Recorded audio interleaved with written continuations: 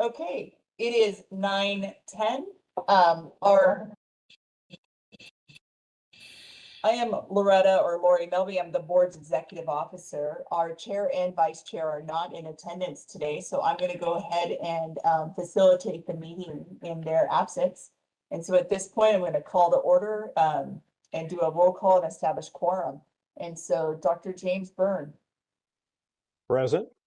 Thank you. Amelia Kahn. Present. Lilith. And Present. Lilith, if you can say your last name for me one time, I'll try to remember it the rest of the meeting. Yeah, Sarkeesian. Sarkeesian, thank you. Uh-huh. And then Kim Dow. Doe, here. Oh, thank you. And we've established quorum, even though I've messed up the names of most of our attendees. I apologize for that. And just as a kind of a housekeeping measure, Amelia Kahn is our brand new public member. And we'll take some time right now for her to introduce herself and give just a small amount of background. And welcome. Thank you for joining our committee meeting. Hi, everyone. My name is Amelia. I'm a student at City College of San Francisco. Very excited to join the committee. I have been in several committees at my school for 3 years from now. And this spring semester, I will join the registered nurse program. So really want to get involved more to learn about everything around the registered nurse so I can learn more in the future. So thank you so much for the opportunity. Yeah. Welcome. Thank you. Okay, we will move on to agenda item 2.0. Board moderator, will you give the instructions on the format of a teleconference meeting, please? Good morning. This is the BRN moderator. I will be moderating the meeting. To facilitate public comment, we will be utilizing the WebEx question and answer feature, which is now known as Slido. When the committee reaches a point in the agenda at which public comment is appropriate, the question and answer feature will be turned on, and members of the public can indicate that they would like to make a comment by inserting the phrase, "I would like to make a comment," in the question box, which is typically in the lower right of your screen. We will also query our BRN HQ in-person location. I will then call on the individual and unmute their microphone. The individual will have 2 minutes to make their comments. I will not give a warning as your time approaches. I will mute your microphone and will announce that your time has exceeded the time allotted. I will then proceed to the next member of the public who has a comment. Please note that the question and answer feature is being used only as a means for members of the public to represent that they would like to make a verbal comment. When your turn comes, you will be prompted to unmute. If your question can be answered, the committee will respond accordingly. When making your comment, speak about anything you believe is important for the members to know. Remember, committee members cannot address any item not on the agenda. Items not on the agenda at that moment, items that you would like to add to a future meeting, or items that will be discussed later on in the agenda will be discussed at their correct times during the meeting. I will provide a brief reminder of this approach at the start of each public comment item. Finally, when committee members or BRN staff are not speaking, I would like to remind them to mute their microphone. If I detect background noise during the meeting as a result of unmuted microphones, I will mute your microphone automatically. Thank you, board moderator. I did forget to introduce our legal counsel, Reza Pejuhesh. He is on. Thank you.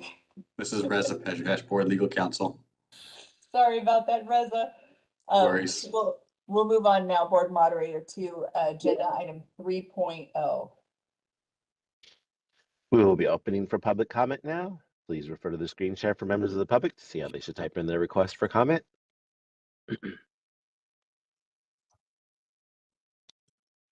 I've activated the question and answer feature, which is now known as Slido. Members of the public can indicate that they would like to make a comment by typing into the question box, "I would like to make a comment." Please remember you will have 2 minutes to make your comments. I will not give a reminder as your time approaches. I do not want to interrupt you nor cause you to lose your train of thought. I will mute your microphone and inform you that your time has expired, and we'll move on to the next member of the public. I'll pause for a moment for members of the public to type in, "I would like to make a comment."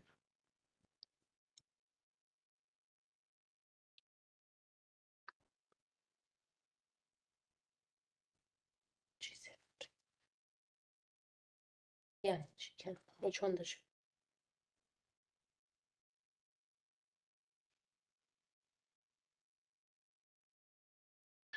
Board EO Melby, there are no public requests for comments on the WebEx. I'm informed that we have no in-person representation in BRNHQ.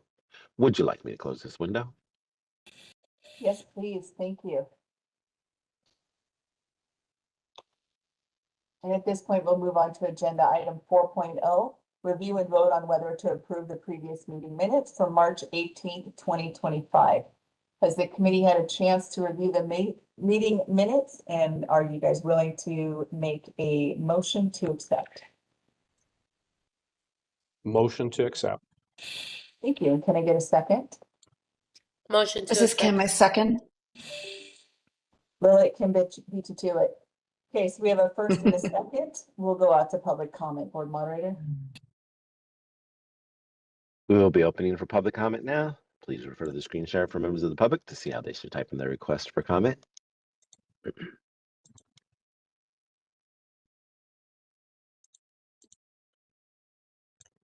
I've activated the question and answer feature. Members of the public can indicate that they would like to make a comment by typing into the question box, "I would like to make a comment." Please remember you will have 2 minutes to make your comments. I will not give a reminder as your time approaches. I do not want to interrupt you nor cause you to lose your train of thought. Excuse me. Excuse me. I will mute your microphone and inform you that your time has expired, and we'll move on to the next member of the public. I'll pause for a moment for members of the public to type in, "I would like to make a comment."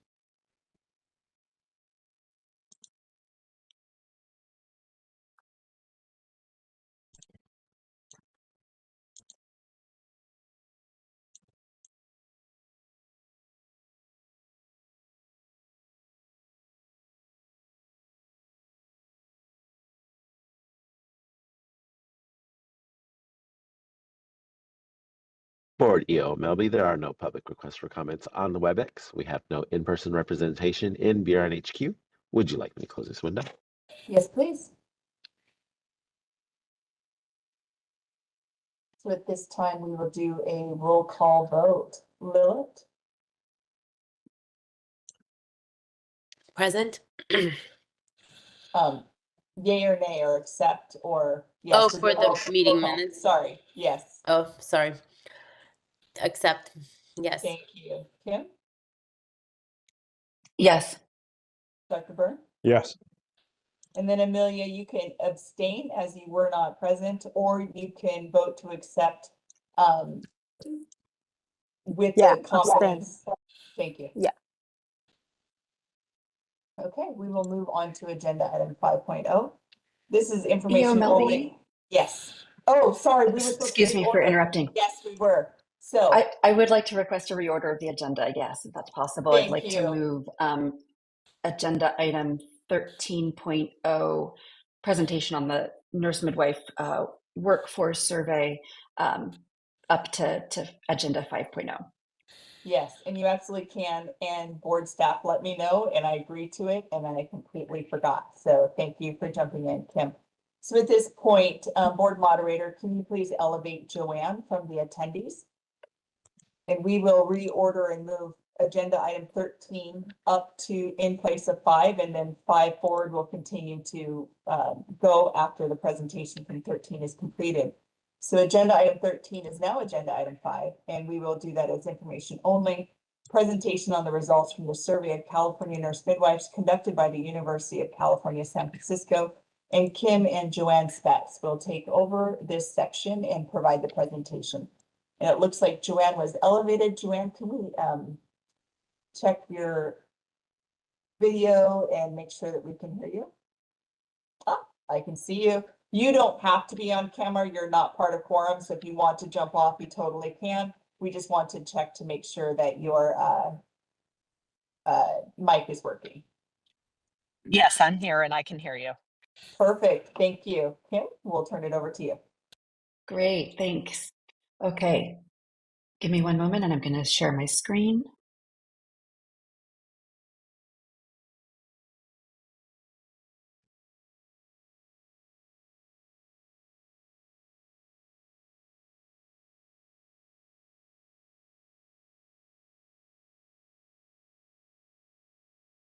And then just a reminder, Kim, the slide should be perfect. Thank you.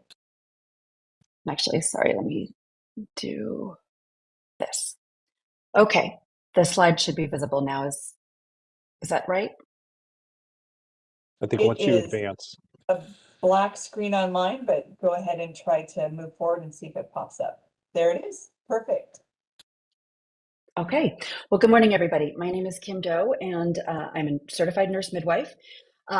Although I am a member of the NMAC, I'm presenting now as a member of the research team that conducted the 2022-2023 workforce survey of nurse midwives licensed in California. Dr. Joanne Spetz, professor and director of the Philip R. Lee Institute for Health Policy Studies at UCSF, was the PI on this study, and we're welcoming her here today as well. In today's presentation, we'll provide a brief description of our survey methodology, followed by key findings that we believe and we hope you'll find are relevant to the work of the NMAC and the BRN. So the data we'll be sharing was collected through a survey of nurse practitioners and nurse midwives licensed in California. The survey was conducted between July of 2022 and March of 2023. It was developed by reviewing past workforce surveys. Some of you might remember the most recent BRN survey of the nurse practitioner and nurse midwife workforce was from 2017. We also consulted with an advisory group of stakeholders and updated some of the survey content. It was sent to 700 nurse midwives with active California licenses, and the survey was administered both online and via paper. We received a 39.5% response rate. The survey data has been weighted to ensure that the data is representative of the statewide population. And so what that means is that the weighted data may vary from the true population by plus or minus 3.05 percentage points. And as we begin, I'd like to point out that many of the slides included in today's presentation were originally published in a series of workforce snapshots published by the California Healthcare Foundation, who provided financial support for the research. In this slide, you can see data collected from the CDC, actually, demonstrating a 50% increase in the number of California births attended by nurse midwives. It went from 8.4% in 2012 to 12.8% in 2022. Nurse midwives are distributed unevenly across the state. You can see here the estimated number of practicing nurse midwives by region. The Greater Bay Area has by far the largest number of nurse midwives in comparison to other regions. And by viewing this graph, one gets a sense of how unevenly midwives are distributed. Again, in this slide, we're looking at the variable distribution of midwives grouped by age across multiple regions in California. The average age of nurse midwives in this study was 50.4 years old.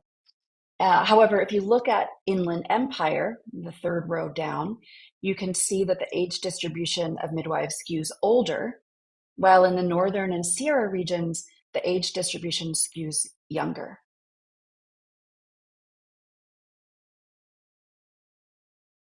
Here we compare the distribution of racial and ethnic identity for nurse midwives to women of reproductive age in the state. The diversity of the workforce clearly does not align with the diversity of the population. You can see in the orange bars, this is the percentage of nurse midwives with each racial identity, and the blue is the state percentage. 76.1% of nurse midwives in California identify as white. And as a point of comparison, in the 2017 BRN survey data, approximately 83% of nurse midwives reported their racial background as white. The most common language spoken by nurse midwives other than English is Spanish, although only 26.5% report speaking Spanish. And a minority of nurse midwives speak a language other than English at all, with 67.1% reporting that they only speak English. You can see here the other percentage of nurse midwives that are speaking other languages is quite small.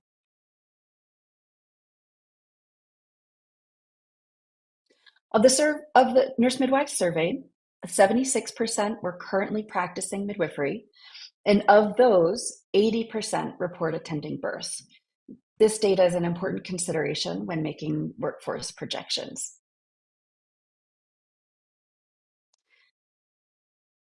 And here you'll see a bit more detail in the types of care provided by nurse midwives. Antepartum or prenatal care is provided by 82.8% of practicing midwives, and postpartum care, 89.6%.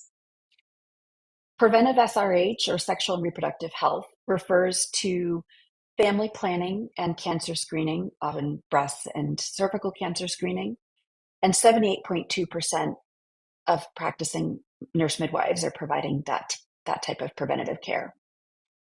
You can also see here on this slide the percent of nurse midwives providing abortion care.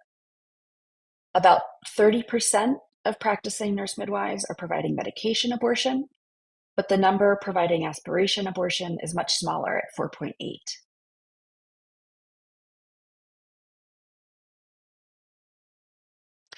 One of the questions we asked in the survey was about the midwives' ability to practice to the fullest extent of their legal scope. And 57.4%, these two bars combined, report always or almost always practicing to the fullest extent of legal scope. For reference, this is a drop from the last workforce study by the BRN in 2017, when 72.4% reported always or almost always practicing to the fullest extent of legal scope. We don't have additional information to understand why this decreased, but notably in 2020, in between the two surveys, there was a law passed that removed physician supervision. I am personally curious if this drop is related to ongoing institutionally mandated supervision despite the change in law. So something else to explore and study. Shifting gears to preparation, we can see the various types of midwifery education. The most common pathway to initial midwifery education is a master's degree at 64%, followed by entry-level master's program at 18%. Entry-level master's program typically refers to a second degree program that allows the learner to complete an accelerated program for RN training and then bridge directly to a master's degree for the midwifery training.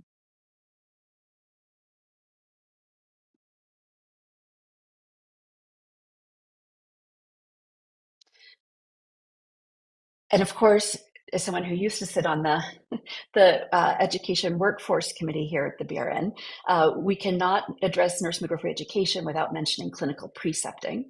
Like most other healthcare training programs in the state and throughout the country, it is a significant challenge to find sufficient qualified clinical preceptors, and that it does create a bottleneck. Here we can see that 44.5% of practicing nurse midwives report that they have precepted at least one nurse midwifery student in the past year. Nurse midwives also report having precepted learners from multiple other disciplines, medical students and NP students, most significant among them. So you can see medical students, 23.6% of nurse midwives are involved in precepting medical students, and 19.8% of nurse midwives are involved in precepting nurse practitioner students.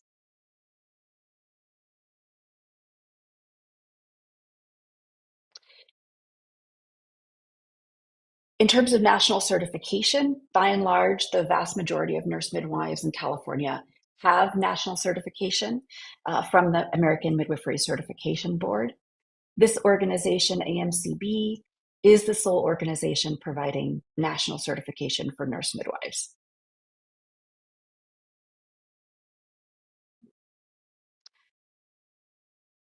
And so for the next few slides, we will provide data about nurse midwife employment. And I apologize, I'm seeing now that this looks very small on my screen. You can see that 29% of nurse midwives are working full-time at 40 hours, while the majority,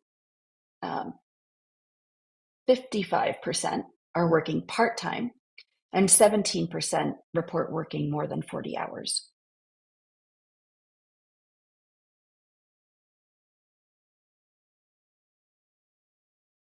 The majority of practicing nurse midwives in California work in underserved communities.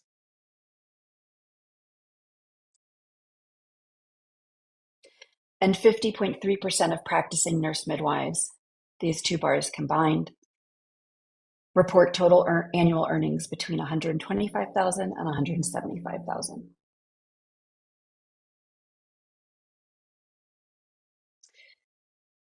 "76% of practicing nurse midwives report being satisfied or very satisfied with their work.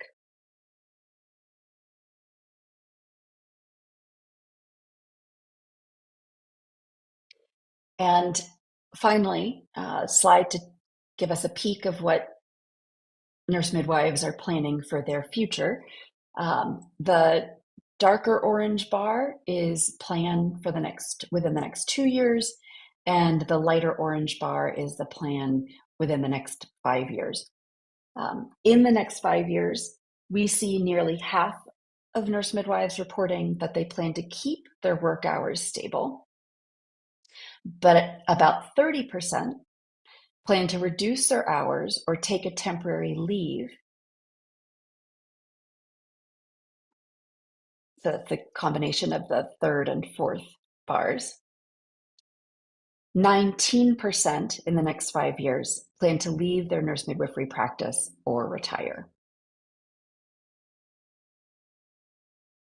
So that wraps up our very speedy overview, a snapshot into the California nurse midwife workforce. Before closing and opening it up for questions for myself or Dr. Spetz, I do want to acknowledge the work of our entire research team, Amy Kwan, Tim Bates, Roz DeLisser, and again, our advisory group of stakeholders that informed our survey design and analysis, and our funder, the California Healthcare Foundation. So with that, I will stop the screen share and see if there are any questions from the committee. And Dr. Spetz, I don't know if you want to add anything before we take it to questions, anything to elaborate on or correct.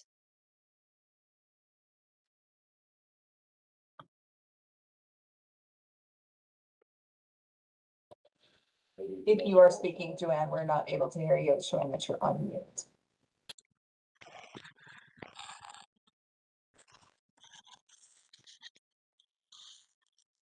Is there any comments or questions from the committee? I'm doing old fashioned hands. Hey, Kim, that report is pretty stunning. In preparation for today's meeting, I read it in totality. I just want to congratulate you and Joanne and everybody else who put this together. I found it incredibly powerful for trying to look at how do we integrate the best possible maternity care and allow people to practice at the top of their licenses. It's really remarkable. When you look from your position, because you have so many different viewpoints of this, do you have a sense of how this information on the occupational side, as well as on the educational side, what support can be done to help increase the number of nurse midwives available for the market demand, and for those individuals to really enjoy a fulfilling and rewarding career? Yeah, thank you, Dr. Byrne. I think so. A couple things stand out to me. The first is the same challenge that we hear about with all of our nursing and medically prepared colleagues. We need a different structure to support and incentivize clinical precepting. There's additional data that I didn't share here about the challenges that prevent nurse midwives from taking on more students. And the biggest is that they have clinical productivity expectations, and teaching does take time and effort. So I think that's something that other states have grappled with from a policy perspective that I think we should also be thinking about and brainstorming here in the state. The second thing that I find very interesting is the dramatically different the variation in where nurse midwives are located in the state. The Greater Bay Area has over 330 midwives estimated to be in the Bay Area, and by my count, that is more midwives in the Greater Bay Area than over half of the states in the country. So it's a draw, and I think that there's an opportunity to do further research on what makes the Greater Bay Area a hospitable place for nurse midwives to be practicing, how variable regions might be incorporating midwives, might be integrating them more successfully, perhaps, than regions where there are lower numbers. So those, I'd say, are two opportunities for us to look at, and especially because we have in the Greater Bay Area so many midwives and so many practices that have integrated midwives, that might even be information to serve the whole country. Yeah, that struck me that the number you present was so significantly different, even compared to the greater LA metropolitan area. And it's even more impactful thinking of it as a per capita basis or per delivery basis. So I hope you have a lot of luck in making progress and getting allies. Thank you. I'd like to comment also, just first, Ruth Milkey is in the She's in the panelist. We moved on, elevated but her. she can't, maybe she needs to be elevated until she has to leave. Just pointing that out. And then She is elevated, just so you're aware. We just haven't done a mic or a video check, but she is able to come off mute if she chooses to. Oh, okay. As a panelist, and to be counted, she would also have to come on camera. It does show right now that she is joined from a cell phone. Okay. So we're not sure how that Okay. would work, but we'll see after we have Okay, this discussion sounds good. before we go out to public comment. Thank you. Thank you, Kim, for your presentation. That was very helpful. And for me, I guess the comment I have a little bit of what James is saying also. Is it the chicken or the egg kind of? Are more midwives in the San Francisco, San Fernando Bay Area because the opportunity is there? You know, to me, I think that's the reason why more end up there. But then the question is, like you said, why is that? Why are more practices integrating them and using them? Because the way it is in LA is there's not a lot of midwife jobs and opportunities. So people aren't going to come here to practice, even though they want to, and the need is there from the community, I think. They're just not, the jobs are not available. And then you actually mentioned it in one of your slides, the preceptor thing, and you're saying it, and it needs to be changed. But I think that's a big challenge, is actually people who are in school, but then getting preceptorship and clinical experience is a big, big challenge in California. 100%, Lilith. Thank you. I think there might be one other contributing factor is there's only 2 nurse midwife schools in the state of California. Yep. That are currently up and running. We do have 3 that are here. San Diego State University is currently suspended, not from the BRN, but because they chose not to enroll at this point. They are welcome to come back at any point, but the only 2 schools that are offering midwifery education is California State University Fullerton, as well as California State University of California, San Francisco. And so if you're looking at kind of Bay Area and you look at the academic kind of influence, is you have the University of California, San Francisco right there. And that's where potentially students are, that's where potentially the preceptors are, and that might be where they're going out into the community. So it's a constant kind of feed into that one location where there is no other feed in our state academically for nurse midwives. And I recently found out that for Cal State Fullerton, the nurse midwifery program there has a limit of how far away they can go for clinicals. So they can't go and precept with nurse midwives in San Francisco or the Bay Area, because the clinical site has to be, I don't know if I'm correct on this, either 50 or within 100-mile radius of the school. So that's a challenge unless they change their policy. But Yeah, well, hopefully, just with education that we've been putting out, we have had some reports that say that was a limit that was put on from the BRN, and that is not a limit that we have. And so with the, increased outreach with the different kind of, technological platforms that can support, we do not have a specific limit that limits to 50 miles. What we do ask is how is that supported? Because what you don't want to have is a student that is, 200-300 miles away that doesn't have access to the campus or the kind of resources at that campus. So as long as they're able to support it, they should be able to go out. So again, we've been in this constant kind of re-educating process over the last few years where there may have been some misinterpretation of BRN rules and regulations, kind of like that telephone game. One person says it gets morphed a little bit more, it gets morphed a little bit more, and then we don't find out until somebody says, oh, well, the BRN limits you to 50-mile radius. We're like, wait, no, BRN doesn't. Thank you for bringing that to our attention. That's not accurate. And what we want to do is make sure that that student that's located greater than 50 miles away has the resources and the access to the same as the students that are centrally located to that academic institution. I'm finally able to, I have a quick question. Sorry, you guys, Hey. I'm literally sitting, waiting to go into a funeral procession for a distant, Oh, but I mean, it was time for her to call it, call it. so sorry to hear that, Ruth.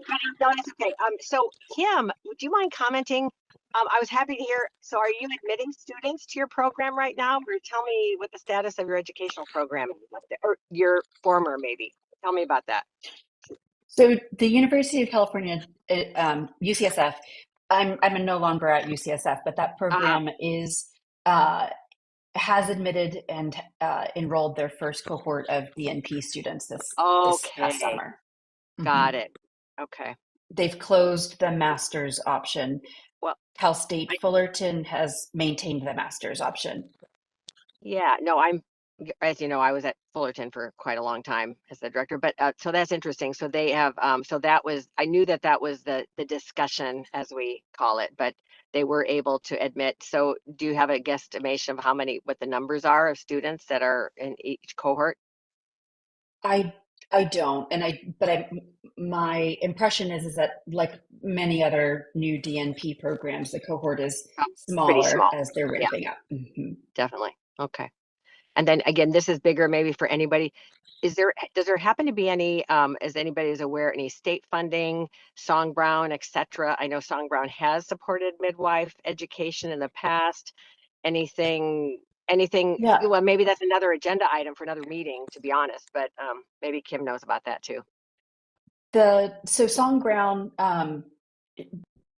has a current cycle that either is currently accepting applications from current programs or just closed their application, but that Song Brown has been providing funds for current programs. We're hoping that Song Brown might be able to adjust for the next year to support opening new programs. I think to EO Melby's point, bringing midwifery education programs to some of those geographic areas that really have fewer numbers and of midwives and great needs for maternity care access.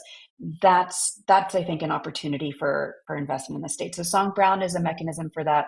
There are also two bills currently sitting on the governor's desk involving midwifery education. One is SB 520 from Senator Caballero.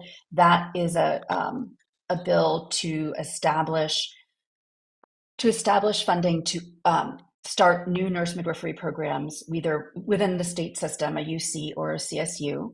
And AB 836, Assemblymember Stephanie, that would be a bill to support a study to better understand how to make midwifery, nurse midwifery, and licensed midwifery education programs more sustainable in the state. I think if we map out, Ruth, I think you helped me with this a while ago. When we map out the history of nurse midwifery education programs in the country, we see this life cycle typically of about 5 to 7 years, and then they close. And we don't have a lot of data or understanding about what keeps programs afloat for a long time. The UCSF program has been around for about 45 years, changed hands of institutional situation previously in the School of Medicine, now in the School of Nursing. And then Cal State Fullerton has been open, 20 years now? It's been around for a while. Since 2001, so almost 25. Yeah. So as the state is looking to figure out how do we grow a workforce that can fill these maternity care needs, we're hoping the governor will sign this bill to better understand how to keep these programs open and making more midwives. Question, in the Bay Area, I think one of the big drivers for the large number, and again, the number is even more astonishing looking at midwives per delivery or midwives per capita than raw numbers, is that there's a lot of support from large integrated healthcare systems such as Sutter and Kaiser. Two questions. Does Kaiser Southern Cal not embrace this model as much compared to NorCal? And second, Kaiser system is setting up has set up a medical school program in Southern Cal. Could they actually find it to their benefit and society's benefit to actually have midwifery professional training as well? I could comment on that a little bit because I was a recent program director at Cal State Fullerton. One of the things that I would say the medical school has only probably reduced the access of midwife students to clinical sites because, of course, Kaiser, those are their students. Those are those absolute students. And if anything, I work with the program director of Fullerton, and many of these very high volume Kaisers like Downey, they have maybe 20 births a day, or at least 10, are literally giving one midwife student one shift a week. And out of whatever 14 shifts a week or however many shifts that would be. So I think if anything, midwifery has been limited to some degree in the Kaiser system by the medical school rather than seeing it as an access to education. Thanks, Ruth. Ruth, can you comment at all about utilization on nurse midwives in the Kaiser SoCal system? I'm less familiar with that. So I would say that this is part of this is hearsay, I guess the attorneys say, but that you hear about midwives have a very significant place in the Kaiser. Of course, they're not a part of the same foundation as the physicians. I feel like their presence is a little more potentially transient. You'll hear about changes. Oh, we've decided that we don't want nighttime coverage by the midwives, only daytime. I mean, Kaiser Sunset, for instance, has Monday through Friday days only for midwives. And as those of us that have fully embraced the model, that is not the midwifery model. The model is best when it really is the model, the midwife-centric care, right? Not just kind of incidental plug-in care.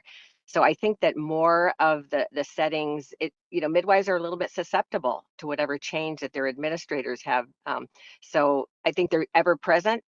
It's not that they're not there, but it may not be in the 24/7 model that I and Lilith have the wonderful luxury of working in at Martin Luther King Community Hospital, where midwives are attending 95% of the vaginal births, probably more, 98%. So yeah.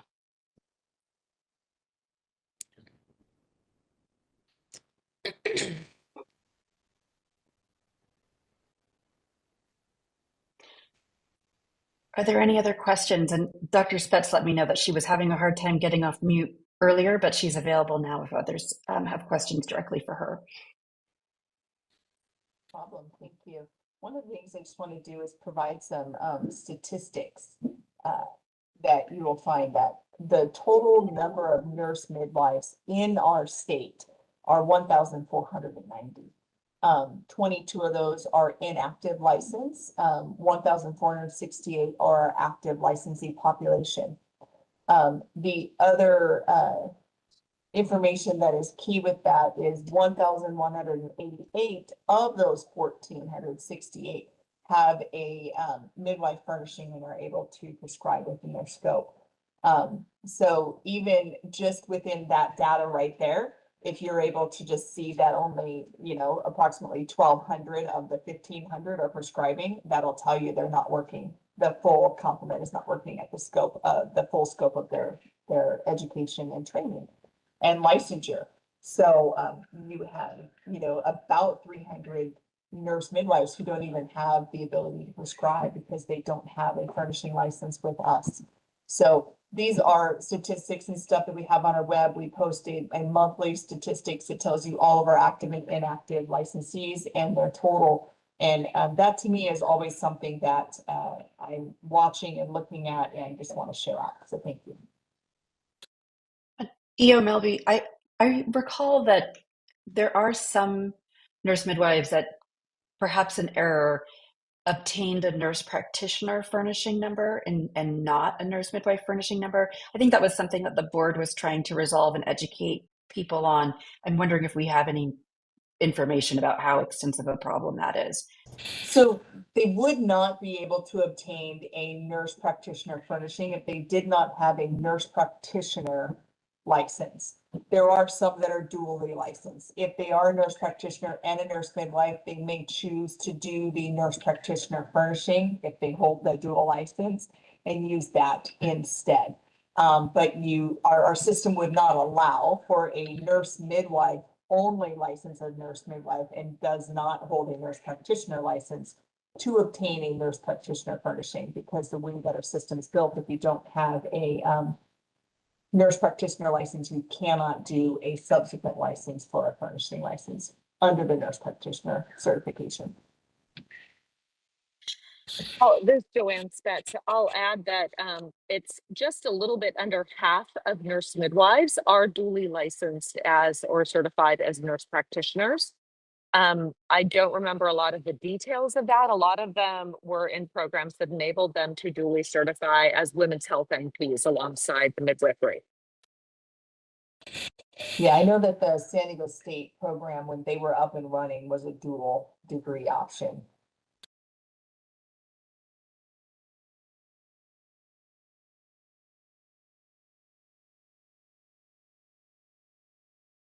Okay, if there's no other further discussion, we will open it up to public comment. Board moderator, please open up public comment. Thank you. We will be opening for public comment now. Please refer to the screen share for members of the public to see how they should type in their request for comment.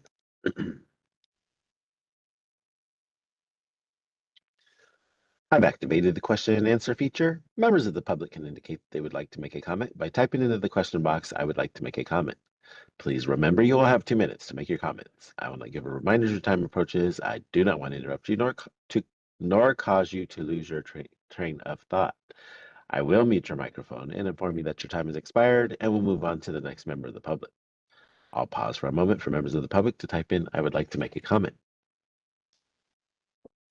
Anae Rappaport would like to make a comment. 1 second, please.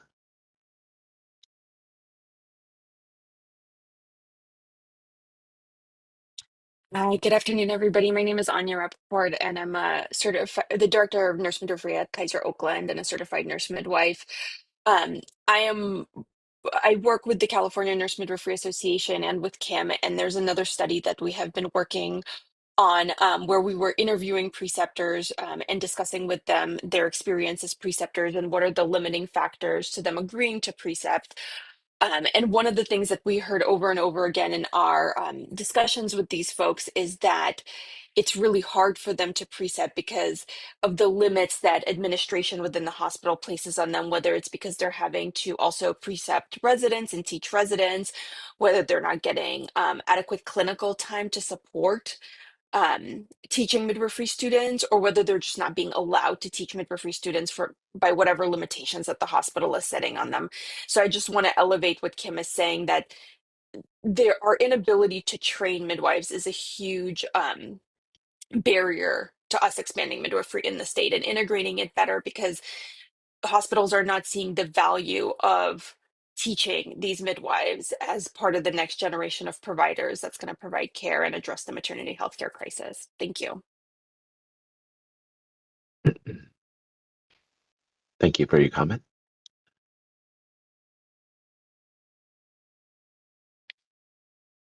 For EO Melby, there are no other public requests for comments on the WebEx. We have no in-person representation in BRNHQ. Would you like me to close this window? Yes, please. Thank you. And with this being a information only, there is no need for a motion or a second or a roll call vote. So we will now move. Thank you, Joanne. We'll let you drop off. And so at this point, we will move to agenda item 5.0.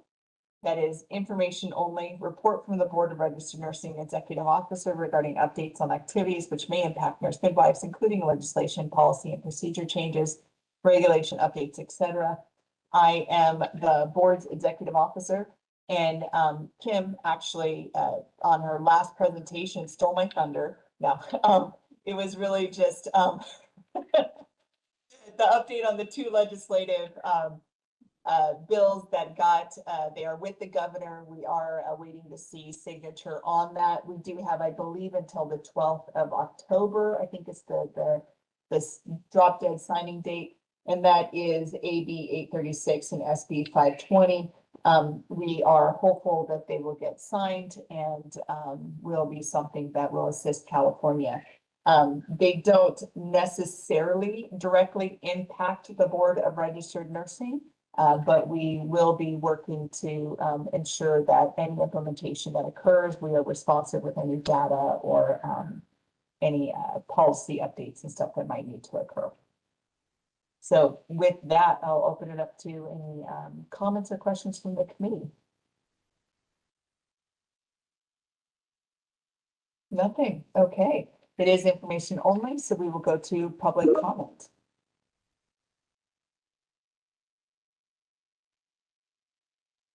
We will be opening for public comment now.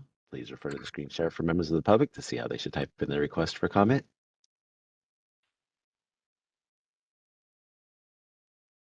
I've activated the question and answer feature. Members of the public can indicate they would like to make a comment by typing into the question box, "I would like to make a comment." Please remember you'll have 2 minutes to make your comments. I will not give a reminder as time approaches. I do not want to interrupt you nor cause you to lose your train of thought. I will mute your microphone and inform you that your time has expired, and we'll move on to the next member of the public. I'll pause for a moment for members of the public to type in, "I would like to make a comment."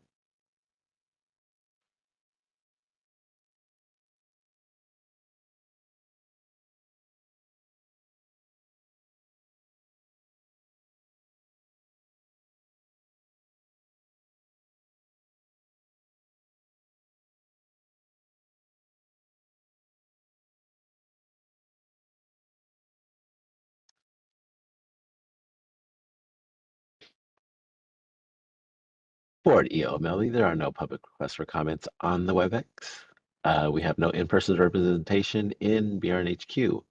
Would you like me to close this window? Yes, please. Okay, with that, we will move on to agenda item 6.0, and that is information only again. And it's the overview of the 2026 BRN sunset review process. This is also an agenda item that would be presented by me. You can see that in our materials, starting on page 22, there is some background on what the sunset review process is and what the history is under resources. You can pull up information on our last sunset review. So what typically occurs is the beginning of the year that the board is set to sunset, a bill is introduced by an author. Typically it is the chair of one of the committees, either the Assembly Business Profession Committee or the Senate Business Professions and Economic Development Committee. And that is introduced around February when they start to write in information on that bill of items that we've requested to possibly be changed or updated, as well as any stakeholder input. That bill will continue to morph throughout the session as conversations continue and information is put forward. And then we will be scheduled for a hearing. And so what typically occurs is in the about 6 months preceding the bill introduction, so about October, we received a request for a report that comes from the legislative staff. That report then comes to us and we begin writing a report that answers questions. In that report, once that is written, we do present it to our board.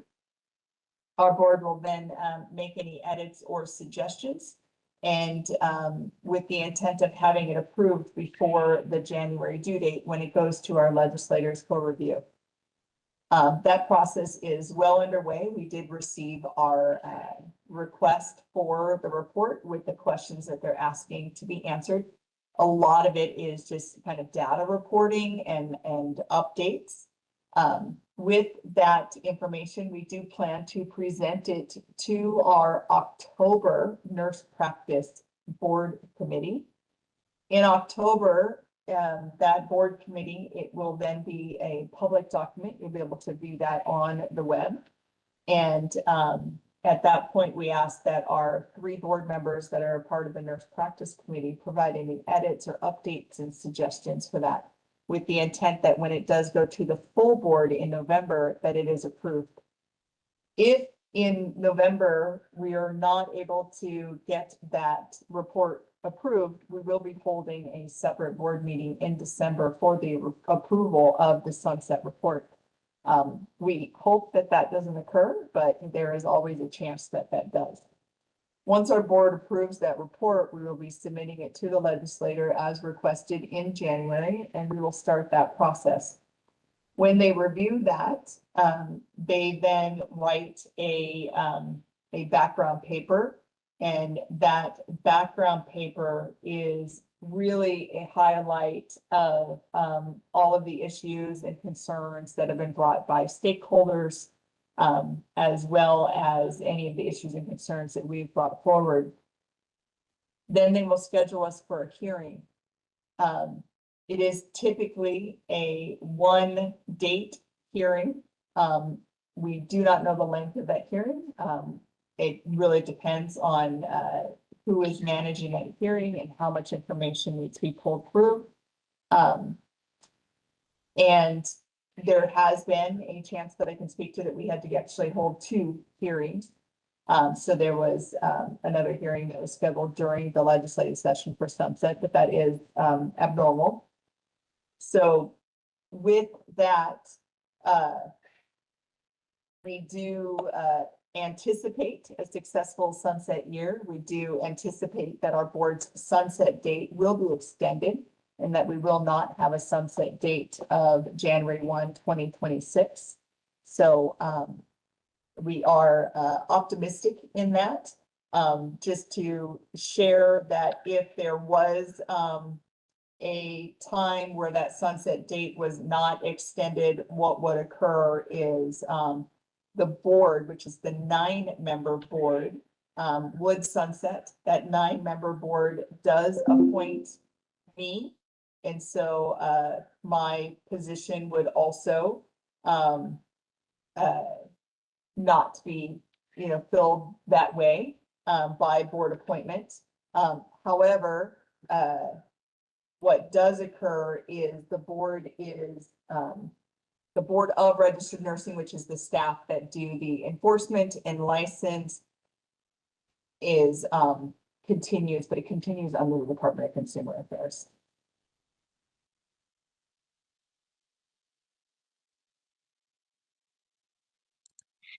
Any questions on the sunset review process that was just shared? Yeah, that doesn't sound very considerate if it were to not be renewed. Anything that we as members can do to help support the renewal process, successful renewal process. Goodness. Nothing in particular, just participate, right? We'd love to have public participation. We'd love to have our advisory members participate. You guys have always been really great at letting us know if there's any issues that we would need to identify. What happens within like the private sector is if you have a policy and procedure update, you just go ahead and do a policy and procedure update. What happens in our board setting is all of our policies and procedures are essentially set with the legislative process and they're in statute. And then we write regulations to really clearly delineate how those are implemented. So if we need a policy change, it has to go through a legal process. And so that is really where we look forward to the sunset review process to really get some of those changes that we've been hoping for and have those conversations with stakeholders. So because there's always inevitably going to be some blind spots, right? Where we think we're doing everything great. And then we hear from our stakeholders that they're not. And so this is really an opportunity for us to hear from stakeholders where they think that we can improve, and then we will look at it and see how that is implementable, whether that is under our jurisdiction, and then work with staffers to make that something that can move through the legislative process and be implemented.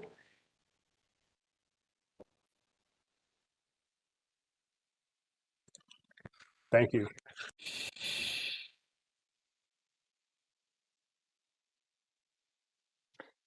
Any other Melody, questions? Yeah, go for it.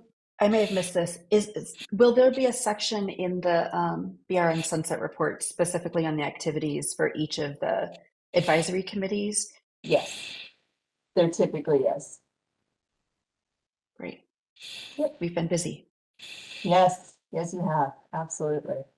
And thank you for that, because that's work that I cannot do on my own. So I appreciate the hard work of all of the advisory committees.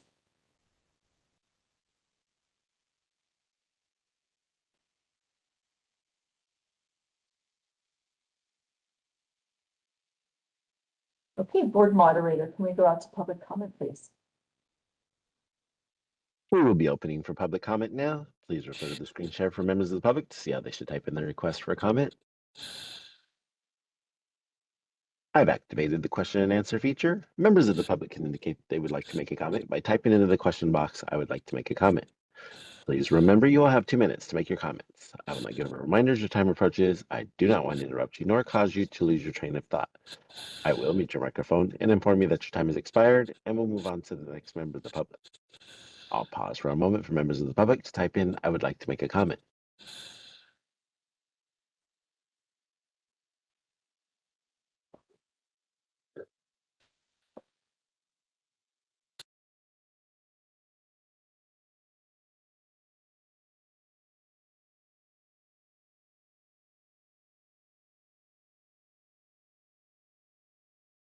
Board EO Melody, there are no public requests or comments on the WebEx. We have no in-person representation in BRN HQ. Would you like me to close this window? Yes, please. Okay, this is information only, so we will move to 7.0, and then we will swiftly skip 7.0. The reason that we are skipping 7.0 right now for appointing a chair and vice chair is both our chair and vice chair are absent during this meeting. So there is always a chance to reappoint the current chair and vice chair. And if you guys were to do that nomination, it would just be of a benefit for us to check with them to see that they're willing to continue. So at this point, we will be skipping agenda item 7.0. The current chair and vice chair will remain. Lori, And real quick, this is Reza. So 7 point, I just want to make sure there's no confusion. Maybe I'm confused. oh, Seven- I'm so sorry. Yep, that's 9.0. Okay. And so I'm officially fired from being the person that manages these meetings. It's clear that this is not in my wheelhouse. And so we will now redo agenda item 7.0, which is the correct one. And that is report from the NMAC chair regarding the updates, and our NMAC chair is not here. So, I am skipping this one, but it was completely for the wrong reason. So we will be skipping 7.0. We will also skip 9.0 for the reason that I gave earlier. So we will move to 8.0, which is regarding the meeting dates for 2026. So we will move the item here to 8.0. Thank you. And on page 27 of your meeting materials, we do have the proposed advisory committee meeting dates. We are looking at April 28th and October 20th. Can you guys please check your calendar and ensure that those dates are available? We do anticipate that we will be able to continue to have our advisory committee members meet virtually in this manner. There is a small chance that that would change. The bill that does support the extension of the Bagley-King provisions that allow our advisory committee to meet remotely is with the governor, and we do anticipate the governor signing it. If for some reason the governor does not sign that, April 28th and October 20th will require a in-person quorum at a noticed location. And then the remaining members of the committee that are outside the quorum would still be able to meet remotely. So is there any discussion around April 28th and October 20th, or those dates that this committee would be able to attend?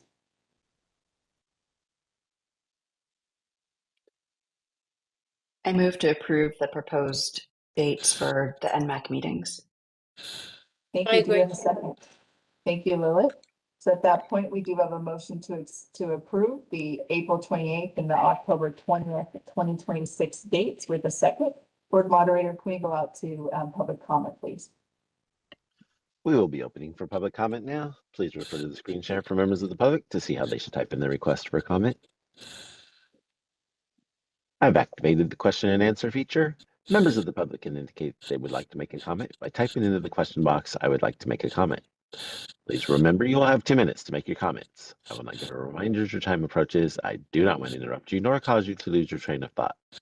I will mute your microphone and inform you that your time has expired, and we'll move on to the next member of the public. I'll pause for a moment for members of the public to type in, "I would like to make a comment."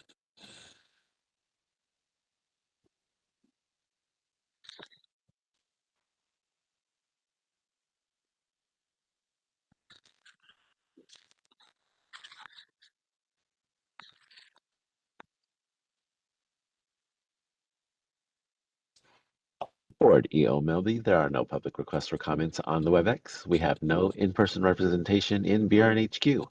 Would you like me to close this window? Yes, please. Okay, there was a first and a second, so we'll do a roll call vote. Lilith? Yeah, I agree. Thank you. Dr. Byrne? Aye. Kim? Aye. And Amelia? Yes. Thank you. We'll now move to agenda item 10.0 as I earlier skipped 9.0. So 10.0 is going to be report out on from the subcommittees. And we will just kind of methodically go through them and see if there's anything that is to report out. Dr. James is out, so we will not be reporting out on the public engagement and website. And then the nurse midwifery scope of practice, which would be Jenna and Ruth, they are also out. So then at this point, we will check in with regulations. Dr. Byrne and Lilith. Any updates? No updates. We met prior to the March meeting. I believe it was maybe subsequent, just to talk over opportunities. No action since that time on my end.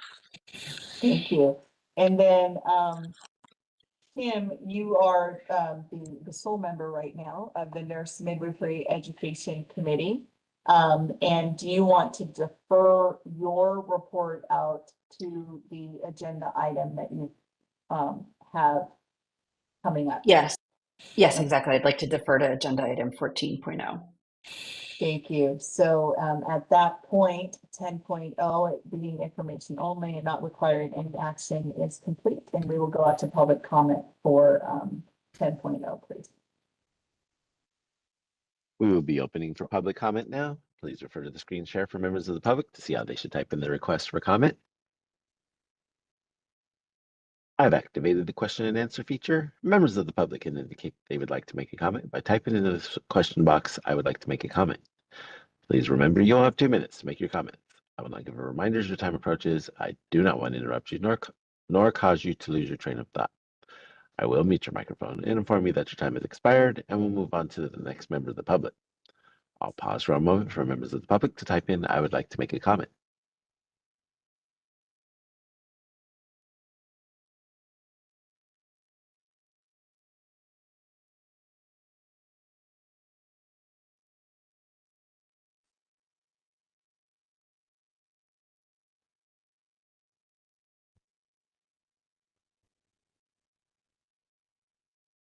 For EO Melby, there are no public requests or comments on the WebEx. We have no in-person representation in BRNHQ. Would you like me to close this window? Yes, please. Okay, we will move to agenda item 11.0. Agenda item 11.0 has been added by our board staff. We do have in the information, sorry, it's been added by board staff. And so starting on page 33, you will be able to see information on any kind of disciplinary cases and statistics and stuff that are directly affect the nurse midwifery population. The new addition, and you can see it highlighted on the screen, is that we've added the number of active nurse midwifery license. And that is to really provide better data and clarification on that. Because as you can see, it does directly affect the percentage. And so even though it is a small number, you can see a very slight increase in 2019 and 2020, and then a sharp decrease in the numbers of discipline within the nurse midwifery community. Do you have any questions on the data presented on 33 and 34 of the materials or on the PowerPoint slide in front of you?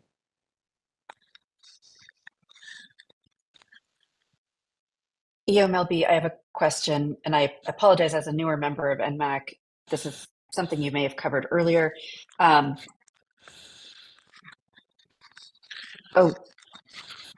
So the numbers that are presented here, practice violation means that there was a concern in terms of safety of practice. Is that right? Yes. And conviction of a crime that may or may not be related to patient care. Is that right? Correct. Okay. And the details on what the convictions are, whether they are directly related to patient care, is that available to us?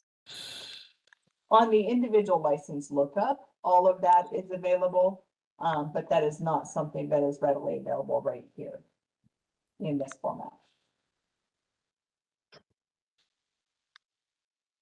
Thank you. A couple questions from my end. So Breeze is used for all consumer affairs, correct? So nurse midwives, physicians, accountants, is that all under the Breeze system? The Department of Consumer Affairs has a couple licensing systems, not just Breeze. Okay. Breeze is used by many of the boards that are and bureaus that are underneath Breeze, but that is not the only one.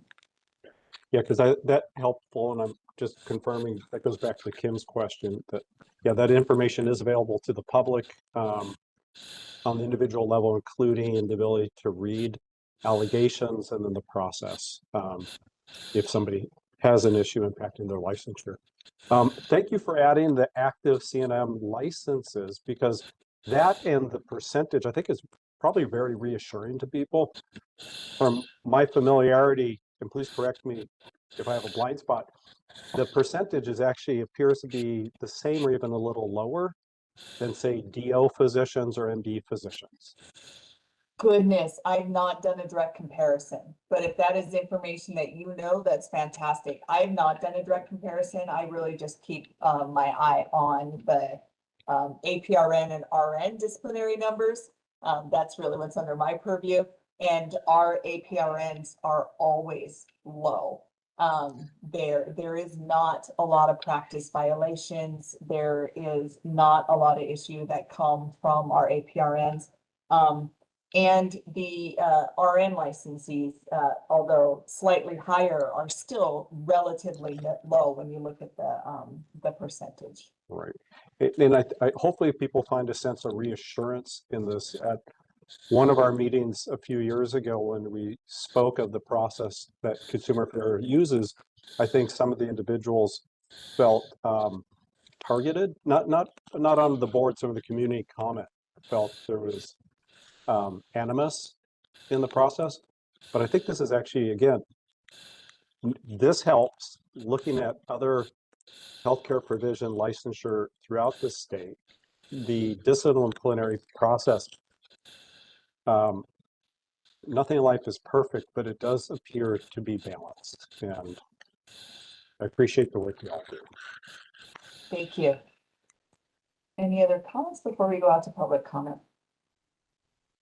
I have one more question. 801 practice, is that the NP regulation? What does 801 practice refer to? It is for any insurance issues that have been reported out. Insurance issues. I'm sorry, could you expand on that a little bit? Malpractice. So a claim, is it the same as $30,000 or more allocation of damages? I wanted to say 10,000. That's the number that popped in my head, but I don't know that. It looks like Reza's nodding, so it's 10,000. Right. In the business code, starting at section 801 and the following sections, there's a few provisions that mandate reporting to the BRN in case of, in 801, it's professional liability. Insurers have to pay out a claim of $10,000 or more. 10,000 is correct for 801. There's a report required, and there's in the following sections a number of other scenarios that trigger a mandatory report. Those are kind of more or less received by the BRN as if it were a complaint. Correct me if I'm wrong, Lori. But yeah.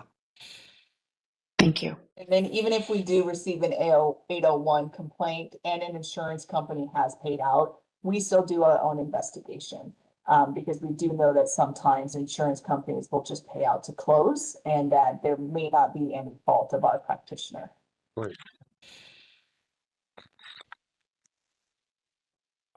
And fault, let me clarify, fault where it violates our Nurse Practice Act. There could have been a different issue that occurred that doesn't fall under our jurisdiction. Okay, this is information only. If there's no further discussion, we can open it up to public comment. We will be opening for public comment now. Please refer to the screen share for members of the public to see how they should type in their request for comment. I've activated the question and answer feature. Members of the public can indicate they would like to make a comment by typing into the question box, "I would like to make a comment." Please remember you will have 2 minutes to make your comments. I will not give reminders your time approaches. I do not want to interrupt you nor cause you to lose your train of thought.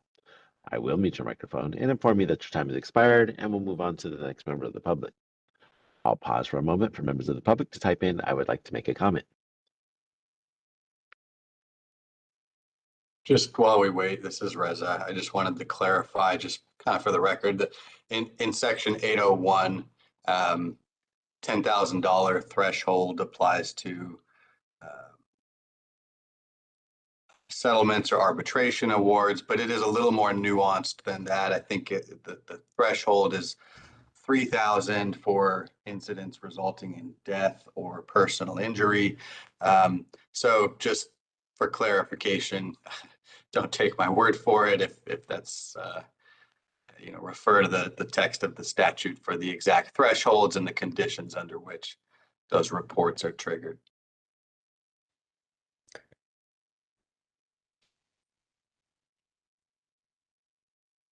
For EO Melby, there are no public requests for comments on the WebEx. We have no in-person representation in BRN HQ. Would you like me to close this window? Yes, please. Okay, that item, we will move on to agenda item 12.0. That is discussion and possible action update on the revisions to the BRN website regarding the passage of Senate Bill 667, including updates suggested by NMAC on the frequently asked questions document. That was a request that was mentioned in our last meeting. You are able to find the updated FAQ on the supplemental meeting materials posted on our website. And we ask at this point, if you guys can review that, provide us with any input. And if you guys are in agreement with the document, we can approve it and update the old document with the new document and put it onto our website. The information that was presented to us, just for complete transparency, this is not a direct lift and shift. So they did have updates. They were emailed to us. We did update this FAQ with what was requested. However, through my review and through legal review, where we are required to tie everything back to the statute or regulation that it comes from, we did wordsmith it and we did update some sections to provide some clarity. So at this point, I will open it up to questions, comments, concerns, anything that we can provide for clarification from the committee, and await any of your feedback. EO Melby, I'm wondering if you might be able to highlight for us which sections were updated or modified. Almost every section. So what I will do at this point is I will screen share and then kind of go off kind of my memory and highlight some of the larger sections that did receive some update. So give me 1 second here.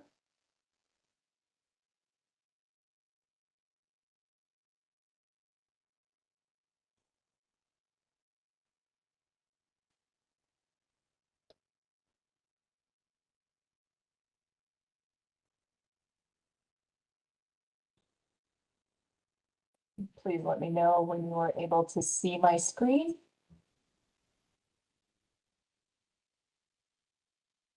Yes, we're able to see it. Fantastic.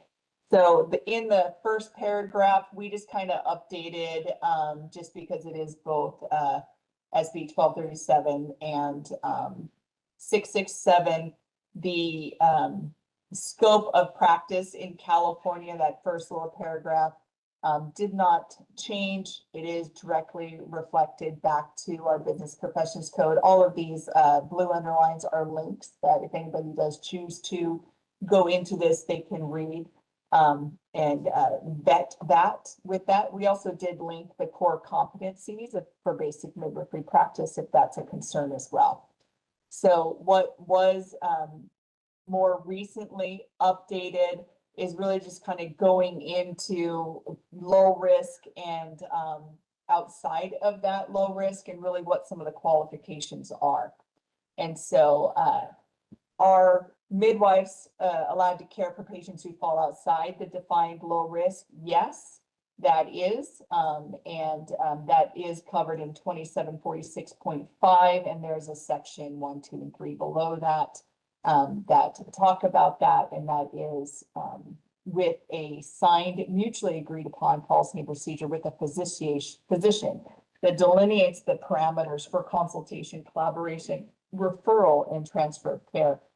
The next question that was updated was, must they be supervised by a physician in order to provide that care? And no, there is not a requirement to be supervised, but any of the care that falls out of that low risk does require the signed policies, procedures that are mutually agreed upon that delineate out. And so just to make sure that that is kind of reiterated.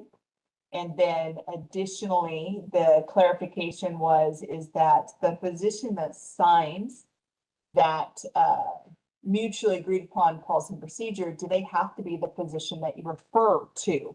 Or can it be referred out or consulted out with a different physician?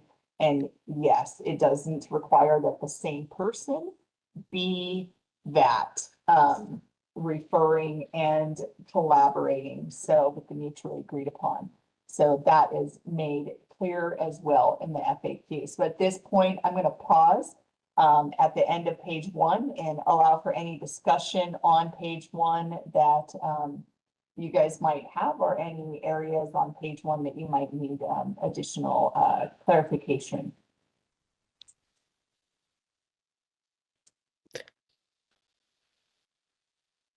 And I cannot see much on my screen if you guys are raising hands, so please just blurt out, come off mute, and provide any feedback if needed on page 1. Okay, not hearing any. I'm going to move to page. Oh, sorry, I go do have a ahead. question.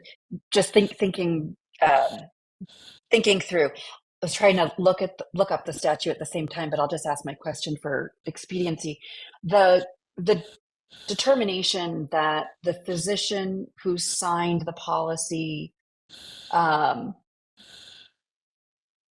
must be the individual to whom the case is referred if a complication comes up. Is that in the statute, or how is that determined? No, it does not actually. So Oh, it does maybe not. I misspoke. It misunderstood. does not require it to be the same person. Okay, thank you. I Yes, misheard. typically does Appreciate not. that. And so on that bottom paragraph, it says additionally, section 2746.5B does not necessarily require that the midwife consult, collaborate, refer, or transfer care to the specific physician who signs the mutually agreed upon policy and protocols, nor does it require that the physician be employed in the same practice or work on the same site. So providing that that is not a requirement. Great. Very, very clear in the document. Apologies for my confusion. No, that's okay. Sorry about that. I could have misspoke. It's been happening a lot today. So I'll just add real quick, this is Reza. So that is clarified in the document, and it's helpful that you brought it up because it's kind of exactly the opposite. But I wanted to just point out that it's absent from the statute, and that's why. So this isn't like an interpretive position that we're taking. It's kind of just an objective, factual statement that the statute doesn't say the physician, you know, on these policies and protocols has to be the same. Just wanted to clarify that piece. Thanks. Thank you. So we will move on to page 2.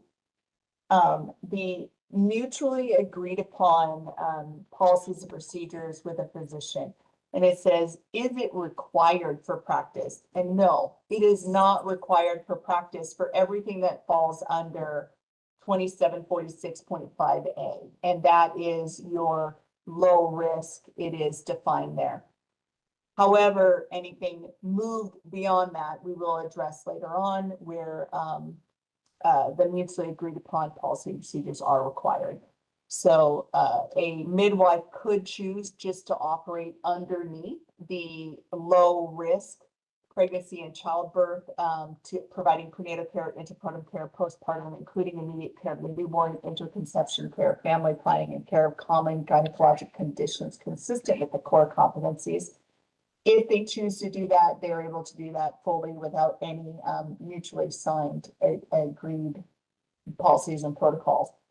If they want to go and address section B, underneath that, or subsection C, sorry, I think is what I'm seeing here, mutually agreed upon is required.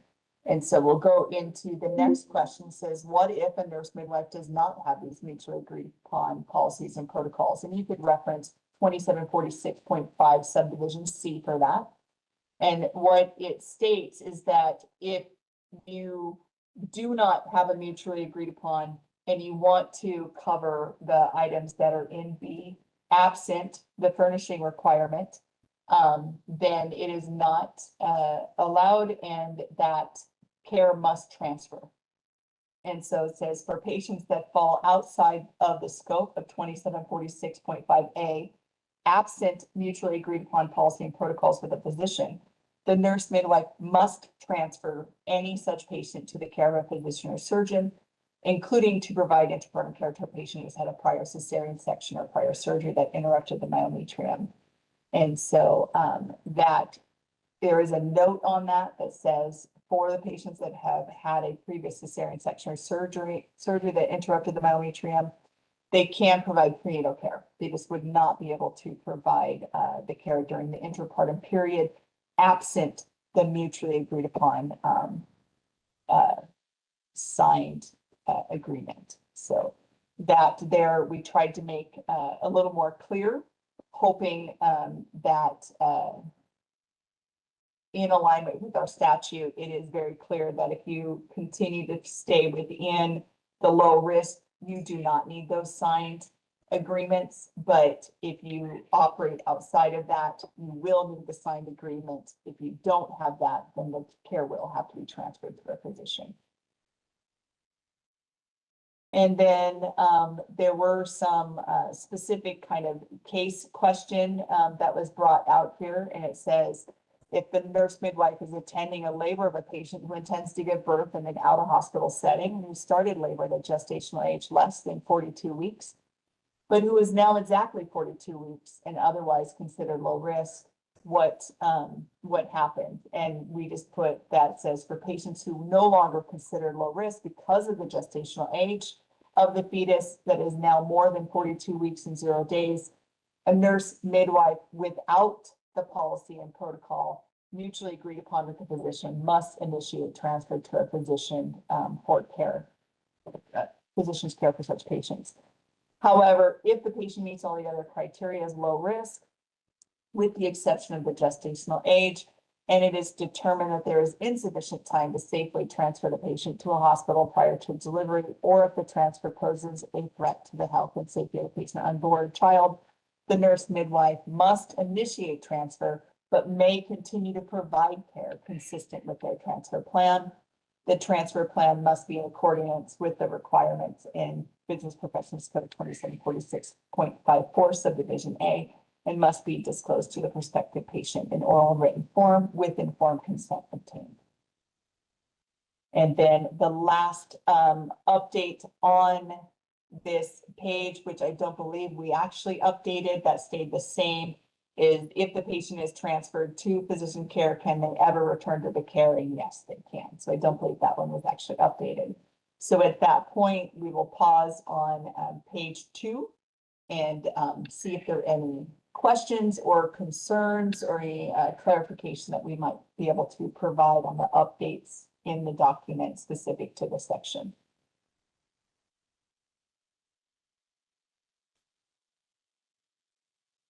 Okay. Lori, Yes. President here. Just aside from this, just a housekeeping question. Are we going all the way through the agenda, or are we going to break it all?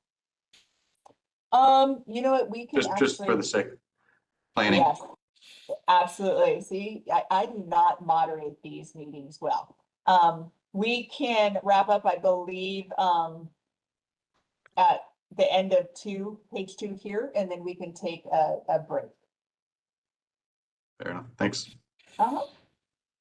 So seeing no comments or concerns from the committee at this point, I will go ahead and pause and allow for a break. I'm going to query the committee and legal here, are you looking at 10, 15 minutes? What are you guys thinking for a break? I'm fine with either. Okay, well, let's do a 15-minute break and we will plan to come back at 10:55. And we will put a slide up on the screen that lets people know that at 10:55 we'll be back and we'll continue on with the discussion through the FAQs. Thank you. Thank you.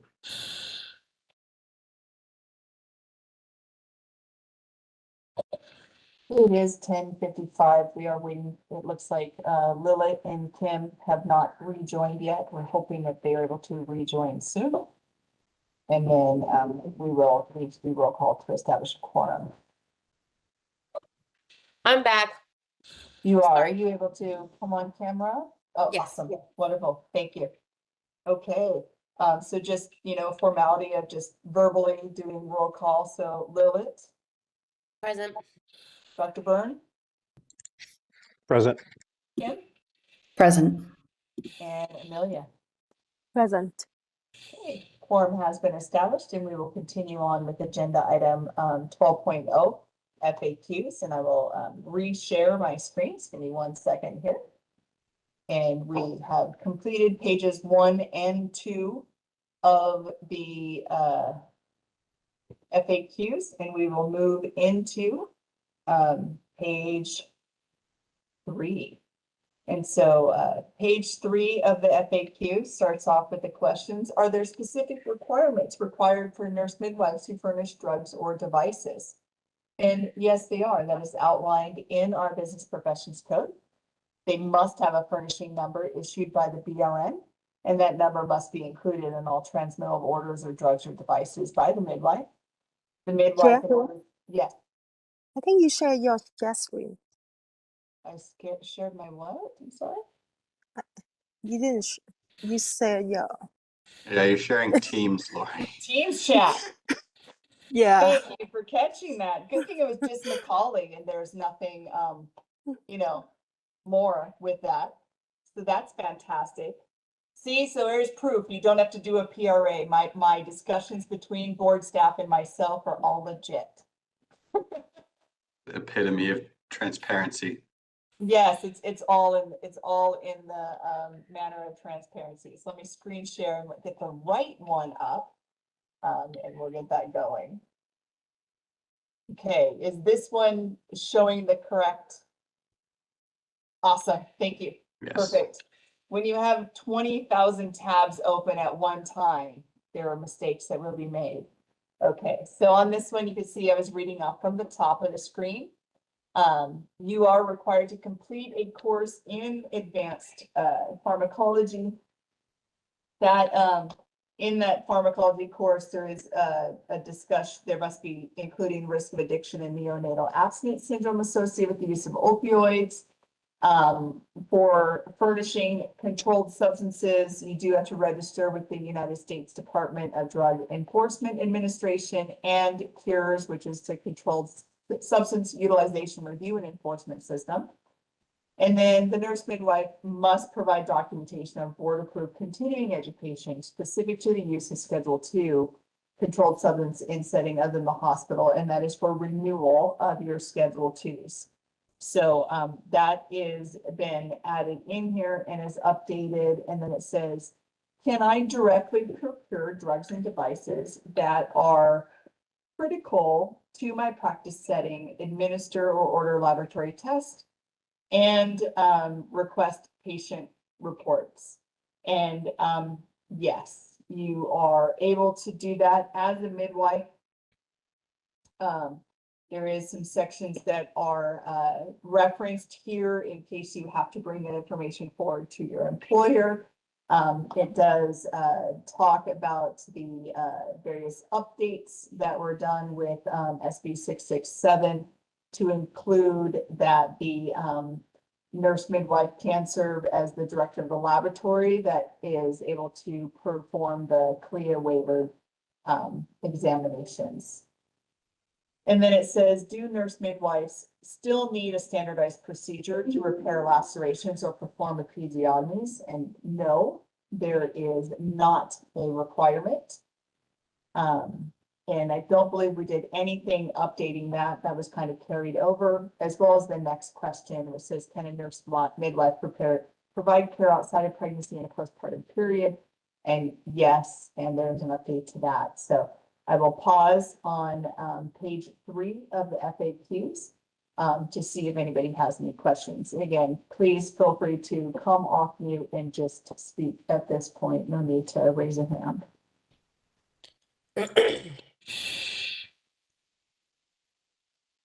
Okay, seeing none, we will go on to page 4. Oops, sorry. Page 5. Is that a, let me just check here if it repeated. It did. So it did repeat in our materials a double print of the page. We apologize for that. We will update that. And then on our final page, there is 3 questions there. Can a nurse midwife hold hospital privileges, allowing them to admit and discharge patients upon their own authority without physician supervision? Yes, our scope of practice allows for that.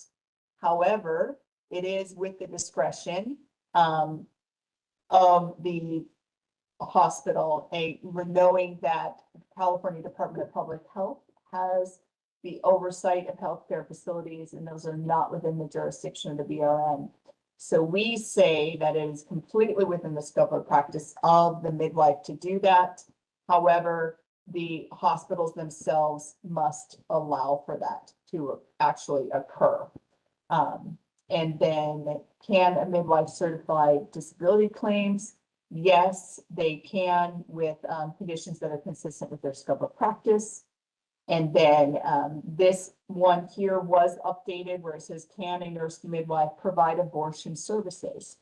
And yes, a nurse midwife may provide first trimester abortion services via medical or aspiration techniques without physician supervision and without standardized procedures.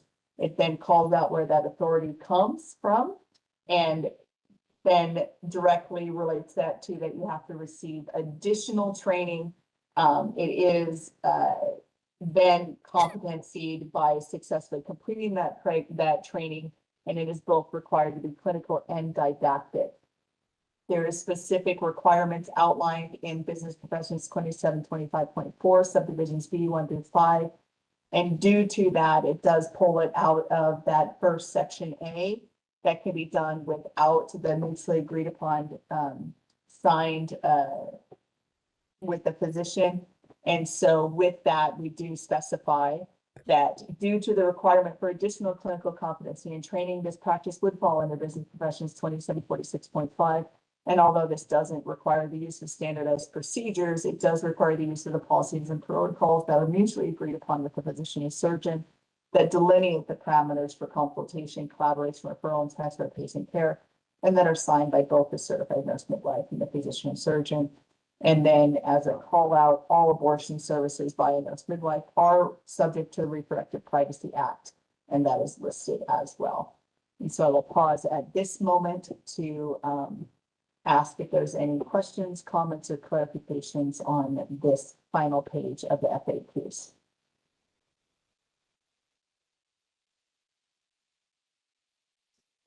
Lori, this is Reza.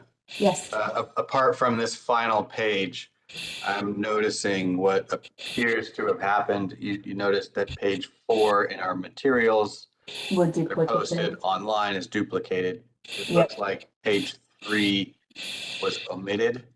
By the way, for anyone interested, obviously this document started as a Word document and then got converted to PDF, and then there's further processing that happens after that to it to, I think, make it ADA compliant for posting, and then assembling it into this package. So that, somewhere in there is how that would have occurred. But seeing that page 4 was duplicated and 3 was omitted, I don't know if you want to circle back to 3, and even though our committee members didn't have it in the online materials packet, we can go through it and You could, I'm trying to find that myself, sorry.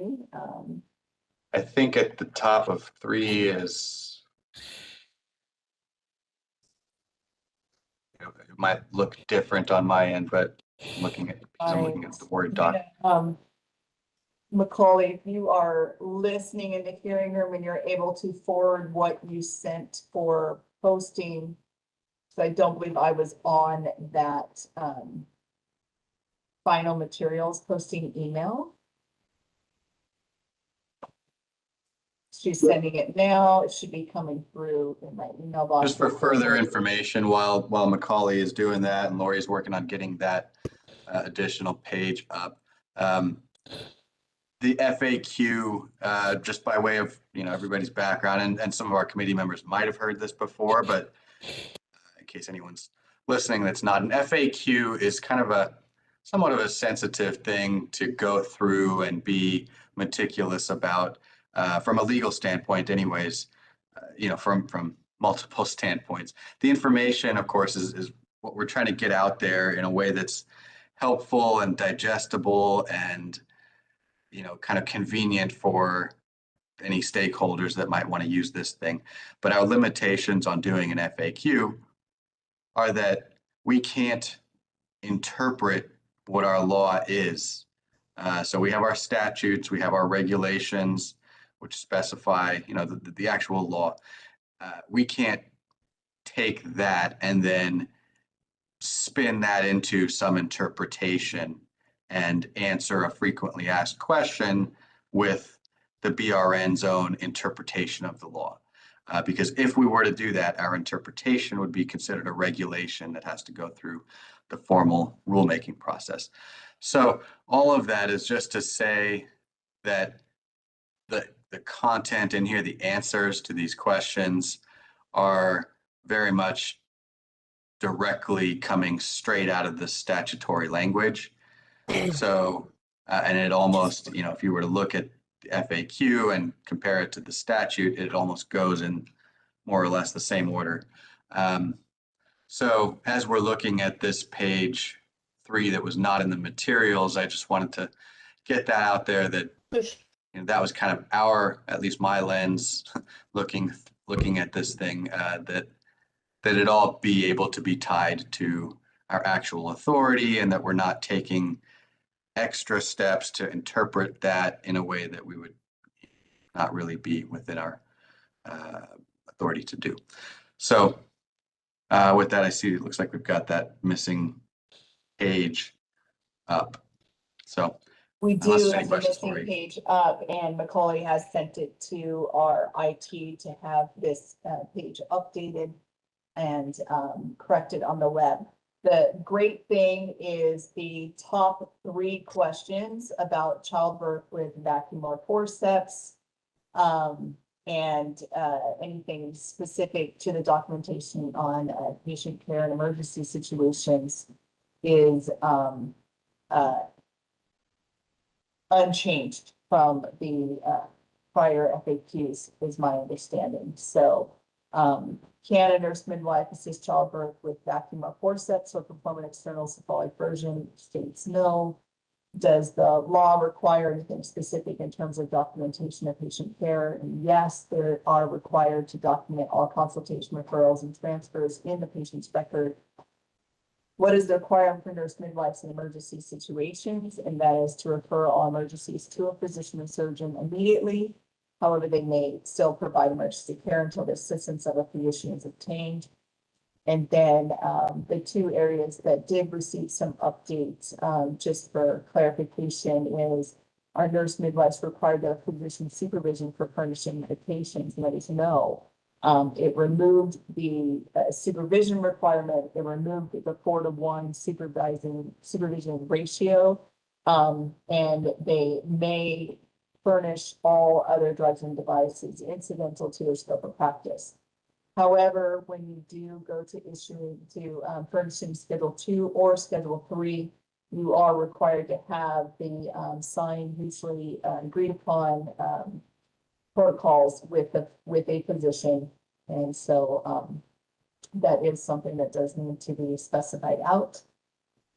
And then the final question for review is, when is a nurse midwife required to have standardized procedures, patient-specific protocols, and or policies and protocols mutually agreed with upon with the physician for furnishing drugs and devices?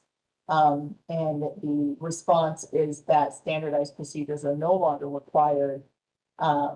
Policies and protocols for the furnishing or drug devices have to be with the mutually agreed upon policy and protocols when it falls outside of the low risk. And so when it comes out of 2646.5A, then that is required, and it is additionally required for your Schedule 2 and 3 controlled substances.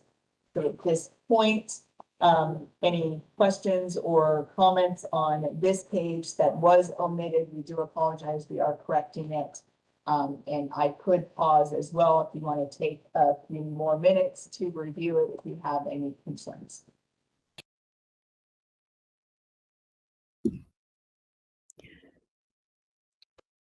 I have a comment for an item actually back on the first page of the document. Okay, scroll up to the first page.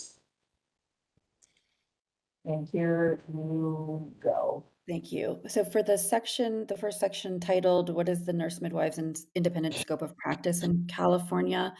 I think the current language in 2746.5 also includes, after family planning care, care for common gynecologic conditions.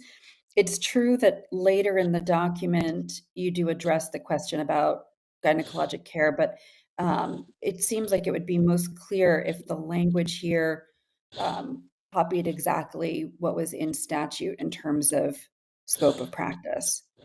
That is correct. So we will update that to reflect that. So if you are later on, we'll just make a note that if you are doing a motion to accept this, you would say a motion to accept FAQs with the update on page 1, including the care that you mentioned to match the statute. Thank you. Is there any other questions or comments on this document before we go on to public comment? Only a quick appreciation for the work. Thank you. Appreciate that. It was a huge undertaking, so we always appreciate the subcommittees and as well as any of the public out there to provide us with a starting point. And then we're able to do the legal review back to the statutes. And so that's always very helpful. And it's very tedious, so I'm familiar with the work Reza and you and everybody else on the subcommittee did, so thanks. Thank you. Appreciate that. So at that point, board moderator, please go out to public comment. We will be opening for public comment now. Please refer to the screen share for members of the public to see how they should type in their request for comment.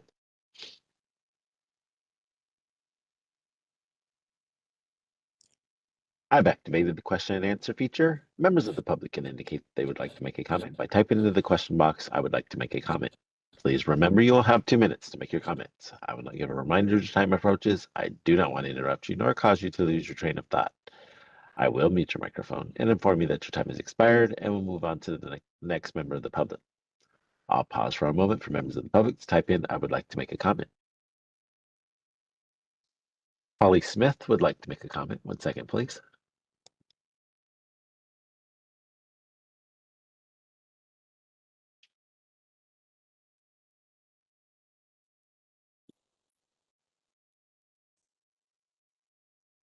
Hi there, can you hear me now?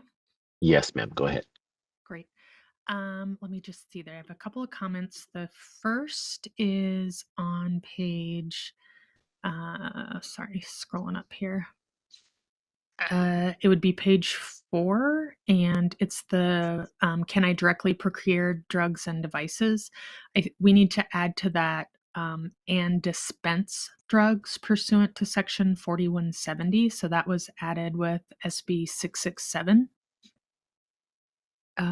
So just want to make sure that that goes there. And then finally on the last page with abortion services for aspiration techniques.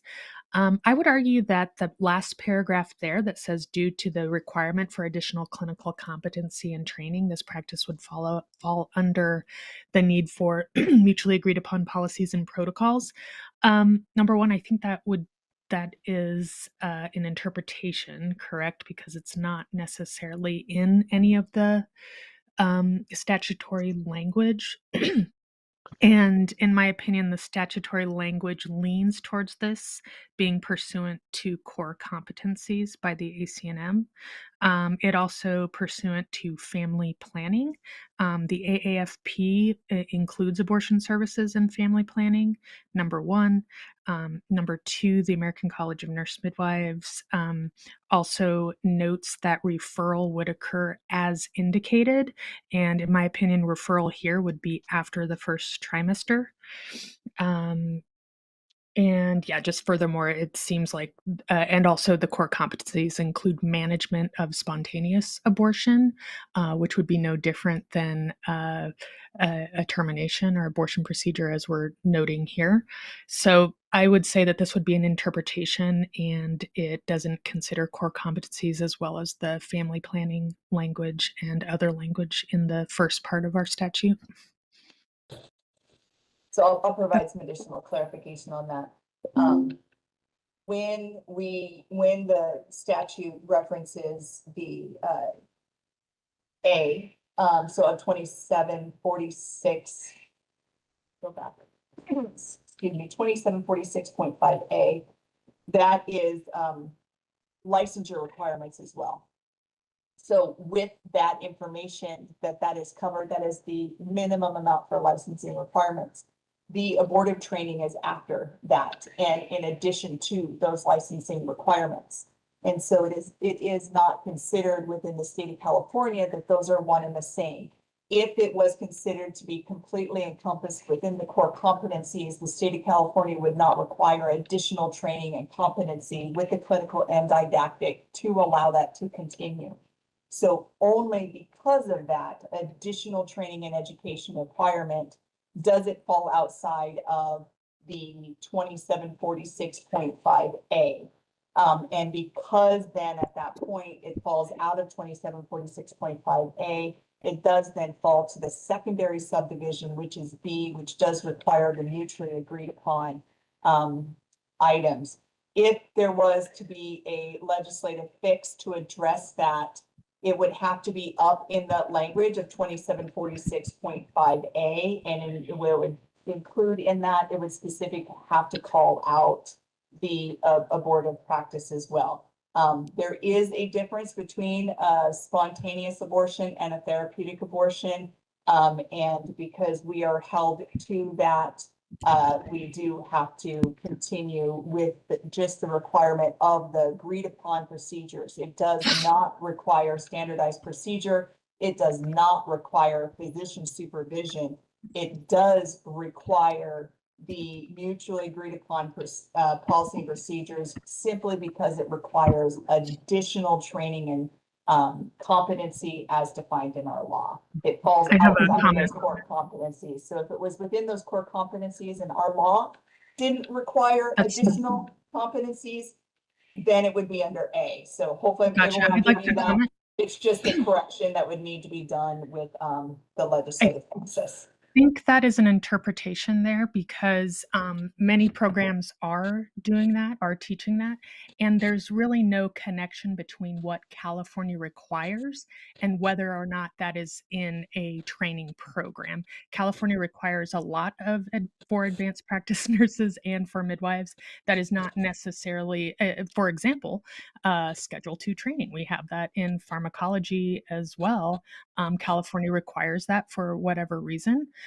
So that's not a reflection that it's not a core competency. A core competency is determined by the organization and training. Secondly, there is a difference between there is no difference in the management of a missed abortion that it would be classified as a spontaneous abortion that would then need treatment, and someone who is voluntarily terminating their pregnancy. So there's two issues here that are not true. One is that there is no difference in training and management. Number Number two is that just because California requires it, which, as you know, sometimes is just a response to what other stakeholders have decided is necessary, is not a reflection of what occurs in a training program. And thirdly, there will be midwives who are getting licensed in the state of California, certified as a nurse midwife, who have already completed that, what California requires as a core competency, and can show that they have already completed it. So you're lumping everyone into one basket here, and it doesn't make practical sense, but it also does not make statutory sense. And I would argue that that is still your interpretation, because you even said you are interpreting it that way. So I would just be careful about that. And frankly, in a time when abortion is becoming much more difficult to get, having to have yet another administrative barrier that doesn't make logical, statutory, educational, or training sense, which is simply just your, the board's personal feeling about that. That would be, in my opinion, an underground regulation, and in this day and age is really just would be unfortunate. I understand and I hear your argument. Part of the argument was when you addressed the Schedule 2 and the furnishing. The Schedule 2 and the furnishing does require the sign mutually agreed upon. Yes, in our even case, though but that not is- for everyone, correct? So there are cases in other states where you would see, like, they understand that that person comes in with that education and training. Exactly. California sometimes requires things that aren't necessarily needed for core competency, but are needed because they stakeholders desired for that to be the case. Your argument is that midwives are not being trained to do this as a core competency, and I'm saying that is not correct. Yeah, so that's a misinterpretation of my argument. So what I'll try to re-clarify that, and I apologize if I was not clear. Because we require, and I say we as the Greater California statutory requirement in California under our Nurse Practice Act, does require additional training, competency, including both clinical and didactic, that pulls it out of what is the initial training. So just like when we require additional training and ongoing competency for the issuing of Schedule 2, because of those additional training and competency, and that is in our statute, it is required for nurse practitioners as well as nurse midwives to obtain the additional training and competency. It is not automatically granted within what is considered for licensure in A. I would love to work with anybody on maybe a cleanup process to that statute. I don't where think that it needs does that. call that out so that can be addressed. Okay, but to get to your point, though, you're saying that it's not a core competency because No, it we're not saying requires it's not extra core training. competency. Well, But in doing so, that is an interpretation of our statute, no? Because we are saying in the statute that as a core competency, we can do that without any mutually agreed upon policies and protocols because it is a core competency. You are ruling it out as a core competency because California decides that it needs extra training. That does not mean it's not a core competency, but that is an interpretation of what you think a core competency is, and that's an underground regulation, and I just want that to be on the record. It's on the record, it is heard, and I will let Reza chime in, but I just want one statement. I am not saying it's not a core competency. What I am Then specifically it is saying statutorily allowed then, is that without it is. policies and protocols. Okay, Polly, give me one minute. So you got yours on the record. I need to get mine on the record, and then we'll have legal go in. You're saying it's part of the core competency. I am not disagreeing with that. What I am stating is that in 2725.4, it says in order to perform abortion by aspiration techniques pursuant to section 2253, the person with licensure or certificate of practice as a nurse practitioner, or and then we can go on further down where it addresses the midwife, must receive additional competency and training. They have specific ones that have to be carried out for that. Due to that additional training, it is not automatically granted for everybody that comes in and can practice under A. So because of that, that is where we leaned on the, not the interpretation, but what is currently in statute for requiring to perform those abortive services. So I'm not saying it's not a core competency. I'm not saying it's not included in that core competency. What I'm referencing is our statute requires additional training and competency, and not everybody can do it under A.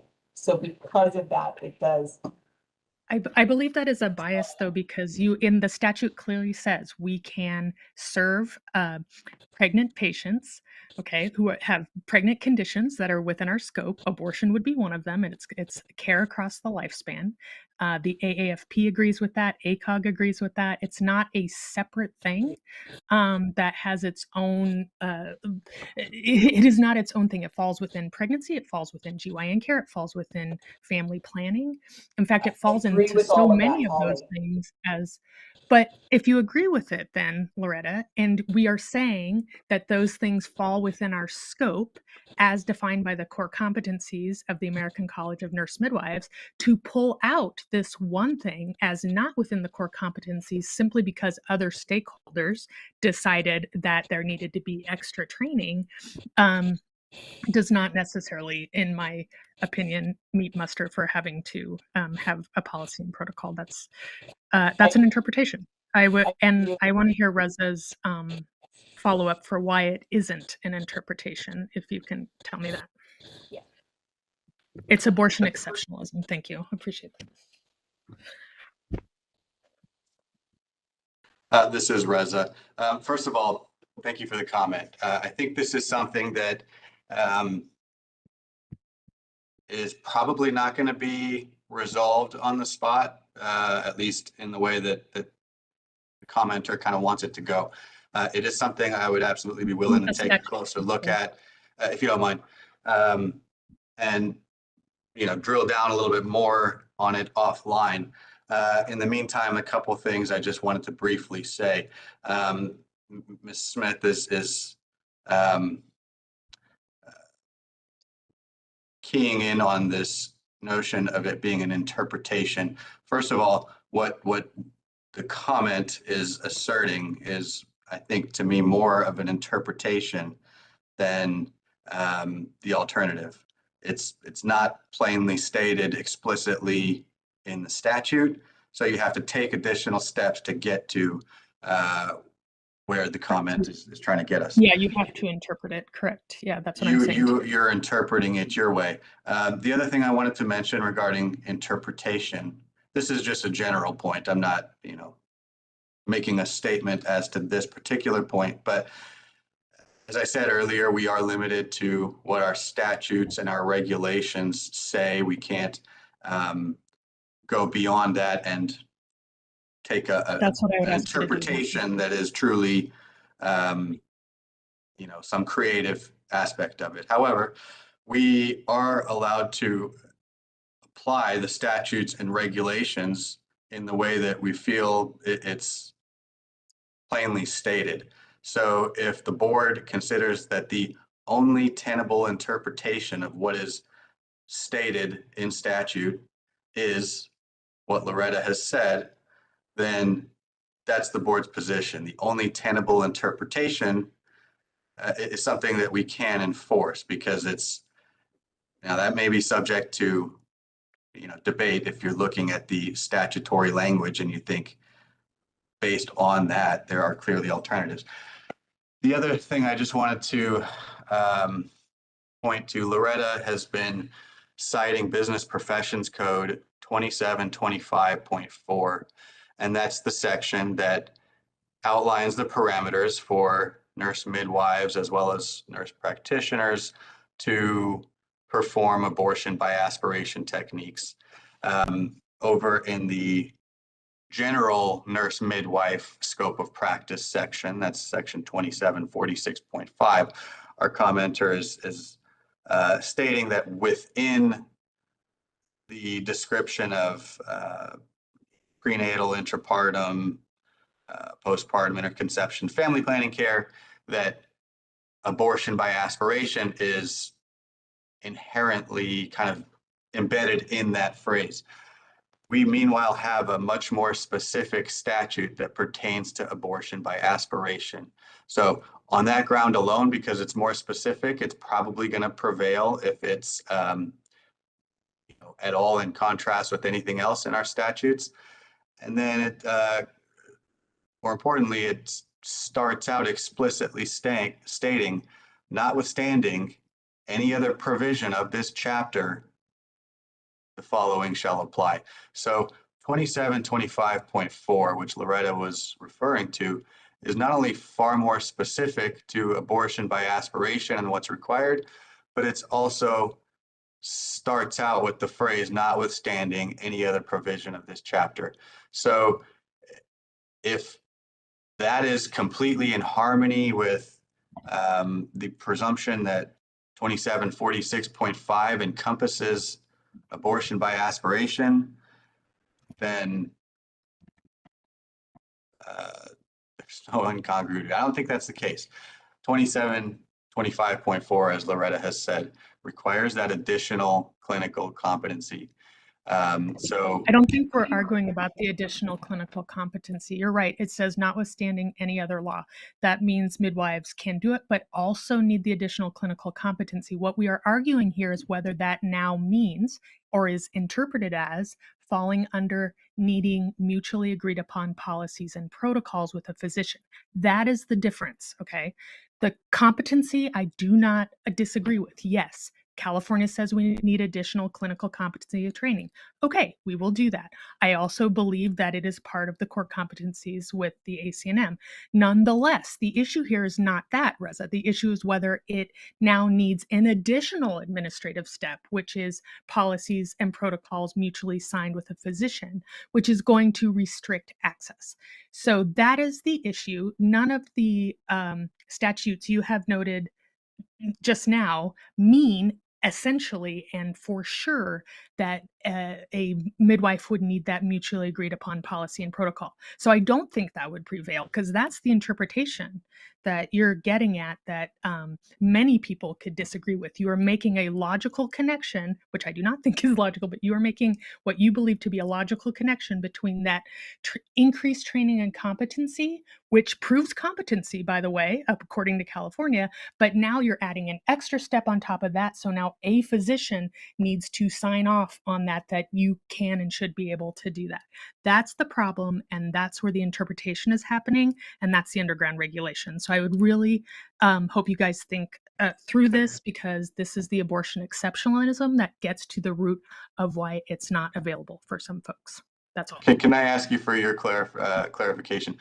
You're saying that we are making this wild interpretive step to say that it is not part of the low risk services. So looking at 2725.4, you're asking us to interpret, sorry, not 27. I'm looking at the wrong statute. 2746.5. Is it not an interpretation that you're asking us to assert that all this language, family planning care, that is inclusive of abortion by aspiration? Mm-hmm. Well, I'm not saying that you should interpret it that way. I'm saying that's the standard by ACOG, AAFP, ACNM, and others.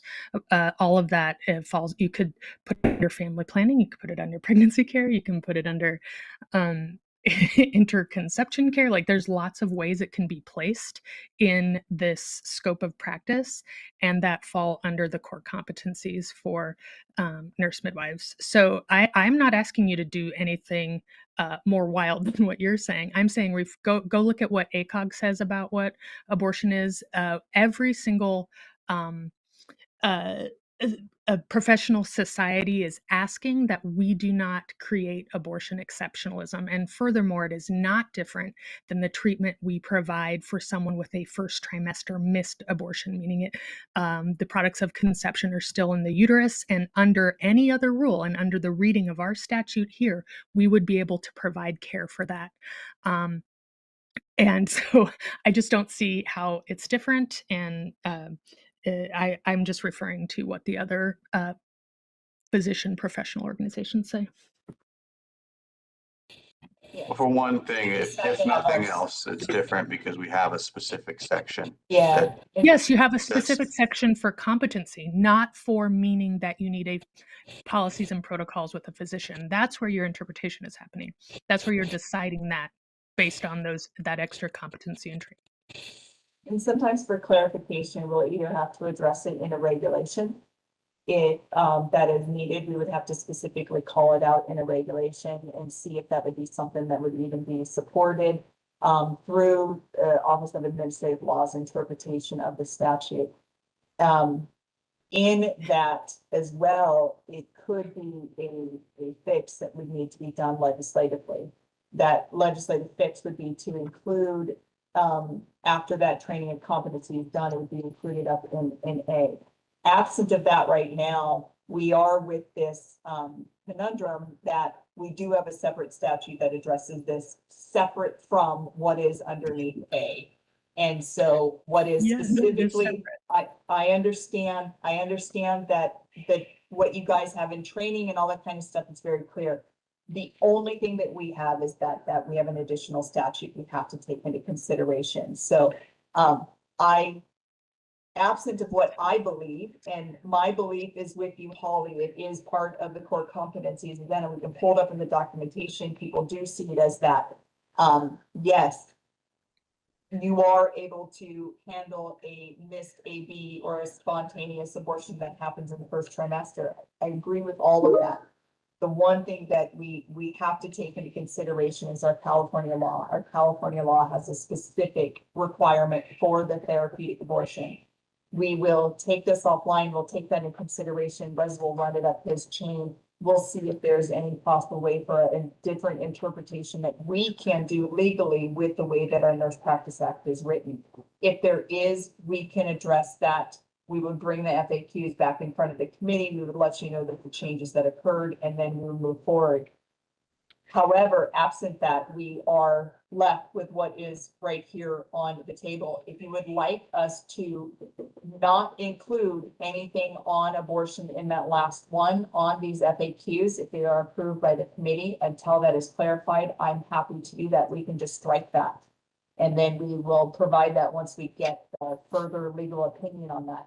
But we cannot leave it with no signed, mutually agreed upon is needed at this point, because we don't have that same legal interpretation that you guys are having. So if the answer is to approve these FAQs as written with the update that Kim has pointed out on page 1 and strike through and not post the abortion one, if you think that would be problematic in the meantime, we'd be happy to do that. We'll continue to research this. If our legal determination is that still stands because of our statute, and you guys want that as part of FAQ, we can put it out there, or we don't have to address it in FAQ. You know, these FAQs are optional. And it could be left to a scope of practice question that comes in routinely. However, as the board, we have to respond with what we have in statute, and we can only provide that kind of guidance. So I appreciate your input. There are beliefs that are held by people outside of our statute. We do know how legislation goes through. We do know that there are various organizations that come in and provide input that do update and affect our law. That is something we have to take into consideration because it is our law.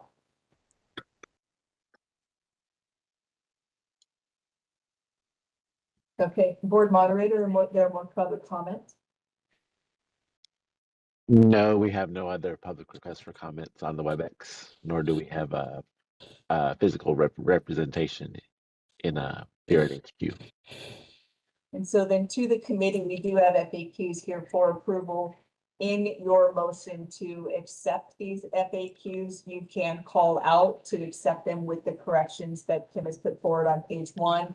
You could also request that we not include that FAQ question on abortion until that is further researched, fully acceptable.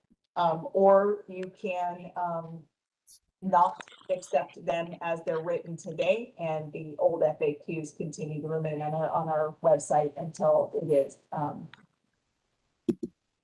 approved. I have two clarifying questions. The first is, will a date be published on the FAQs when it's finalized? We could always add a date, yes. I think it's helpful as these things live as ghosts on the internet to know when they were actually approved. The other, so I would like to make a motion to strike the section, given the public comment from Holly Smith on can a nurse midwife provide abortion services. I'd ask that be struck so that we can perform additional research before in the future amending the FAQs to address the abortion question. I do think it is important to have that question addressed in the FAQs, but certainly not until we have full clarity on it. And could we just state one more time, what is the plan to get clarity? It wasn't clear as the conversation was going, how we achieve that. So the initial thing is starting this conversation right here and getting that public input. That's always huge. So having that input from Holly will trigger the review of that. Reza has several layers of supervision above him, and so then we will be asking for legal interpretation by supervisors within the Department of Consumer Affairs. So I will be participating on that with Reza and his higher ups, and we will look at what their interpretation is and then bring that information back to you. I had a clarifying question as well. Right. Has this same component regarding abortion been raised for the nurse practitioners? The nurse practitioners do not have the same setup for the requirement of the mutually agreed upon signed policies and procedures. So they have a different law. And so your nurse practitioners that come out of school that have not passed the additional 103 transition to practice qualifiers are all required to do everything under standardized procedures. So that our midwives are not required. And that was really one of the questions there is, are they required to do this through standardized procedures? No, they're not. Our nurse practitioners are. So they have a different layer and a different requirement. When they become a 103 NP, they are able to do these things without standardized procedures based on their competency, but they have to actually specifically be employed within a group setting with another physician or surgeon. That is a requirement for their supervision. Again, vastly different from the nurse midwife. The nurse midwife has a much more open practice without those specific regulatory requirements, right? So the nurse practitioner is much more specified in the requirement for standardized procedures until they complete the transition of practice. And then even when they complete that transition of practice, they're still required to work within a group setting with a physician and surgeon. So they can't even work in their own practice at that.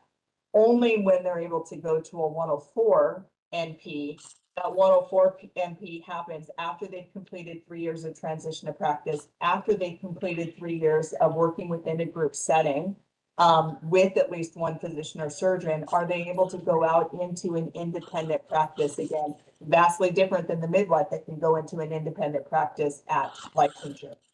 So after those 6 years, if they've met all those requirements and had no disciplinary action brought against them, are they able to practice in alignment with their education, training, and national certification? That's the other thing is, although most midwives carry a national certification, we do not require a national certification for licensure, and midwives can work here in California without a national certification and work independently without a national certification, without supervision or standardized procedure.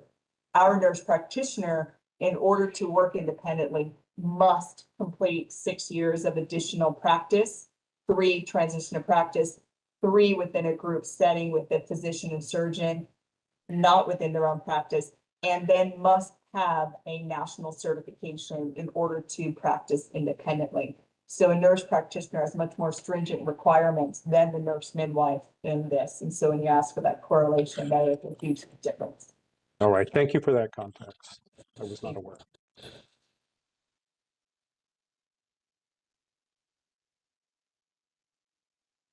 Okay, we would need a motion to reflect what Kim, you have asked, and we'll need a second. We've already done public comments, so if we do get a motion and a second, we will be able to do a roll call vote. So Kim brought up the provision at the end, but I don't think she made a motion for her own component, which was for the revisions at the beginning. Or was that previously on the table? I think We what did you not have could a do, motion, just a discussion. Kim had mentioned something early on that I think needed an easy fix. And then there's the abortion question. So what you could possibly do is make a motion to adopt the FAQ with the revision that Kim had mentioned to add, quote, care for common gynecologic conditions. The question, what is the nurse midwife's independent scope of practice? So a motion to adopt with that change and to omit the question about can a nurse midwife provide abortion services until that's further researched. So I'd like to make that motion. I'd like to make a motion that we accept the FAQs with 2 modifications. The first modification is adding clarification about the provision of gynecologic care under the section, what is the nurse midwife's independent scope of practice in California?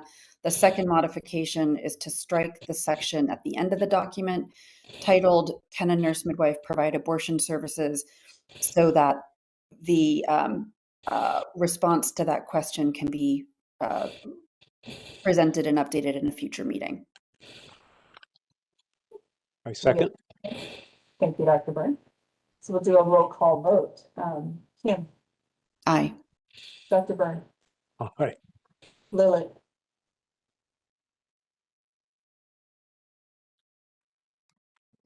I will skip Lilith and go to Amelia. Yes. Lilith, I'm confused about what we're voting on. Actually, are we, because It's essentially to adopt the FAQ document with 2 modifications. One being to add phrasing to more closely match what's in statute, which I think was pretty non-controversial, and then removing the abortion question for now. For now, until we match it Get a further. handle Okay, I on it. approve that. Yes. okay, thank you. And then we will move to agenda item 14, discussion and possible action, updates to California Code Regulation Title 16, Article 6 regarding nurse midwifery education. And we'll turn over the meeting to Kim. A point of order. We have 12 minutes left in the meeting time. I think that the presentation and discussion is inevitably going to go over that. Would it be appropriate now to request a 15-minute extension of the meeting time? I'm afraid of losing quorum as we dive into this. We could, it's up to the members here if they have an additional 15 minutes to lend, and we would plan to end at 12:15. That's completely acceptable. I'm okay with that. Me as well. I'm okay Great. with that too. Okay.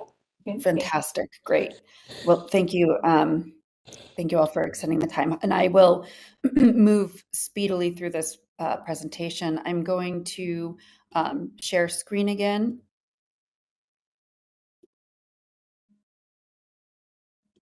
Just give me a minute while I set this up.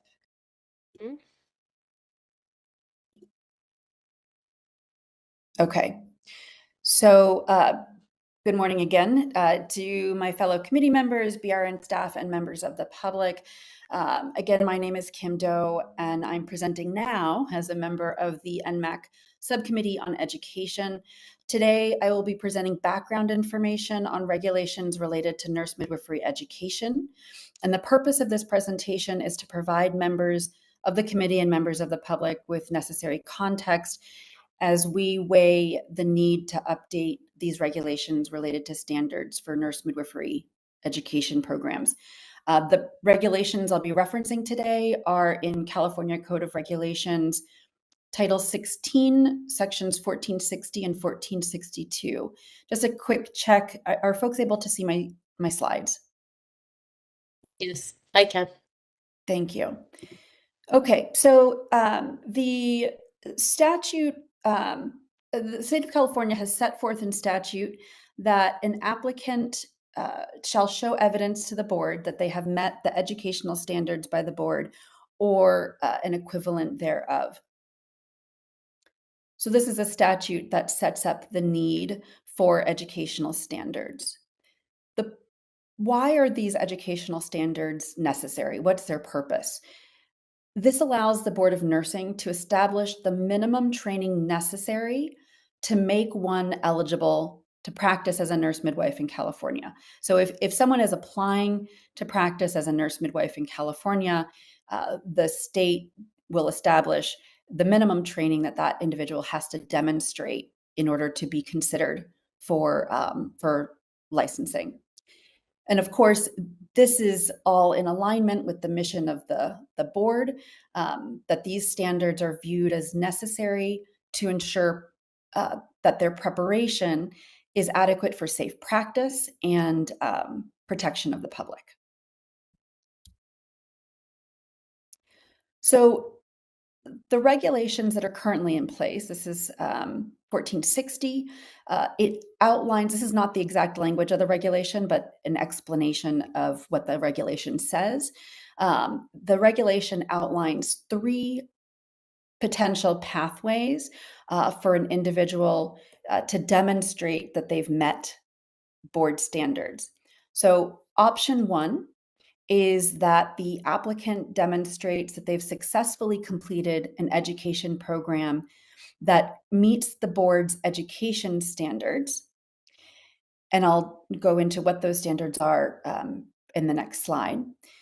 Of note, option 1 is currently only an option for schools based in California. So we mentioned before, there is a program at Cal State Fullerton and a program at UCSF.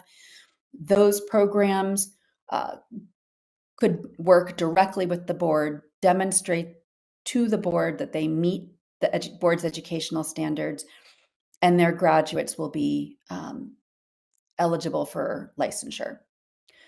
Options 2 and options 3 are considered equivalency options. So option 2, an applicant could provide the board with information about their academic program for the board to review and for there to be a determination whether the board's standards are met.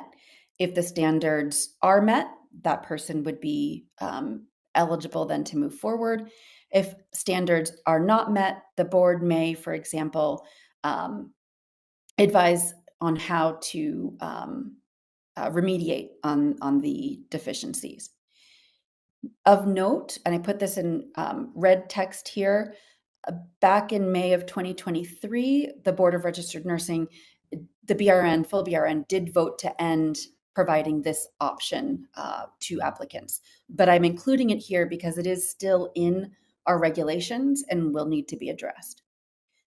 The third option is that an applicant may provide to the board evidence of certification by a state or national organization whose standards are equivalent to the board.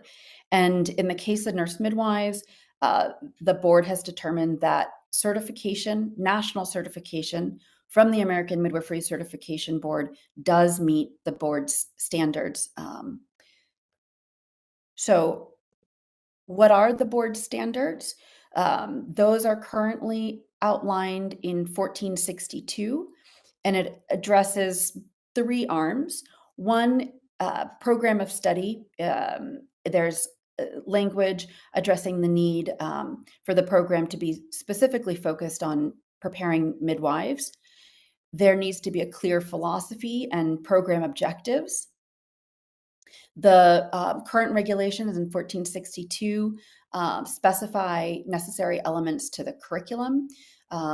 So it requires a minimum program length of 12 months and also notes specific content on midwifery management and procedures.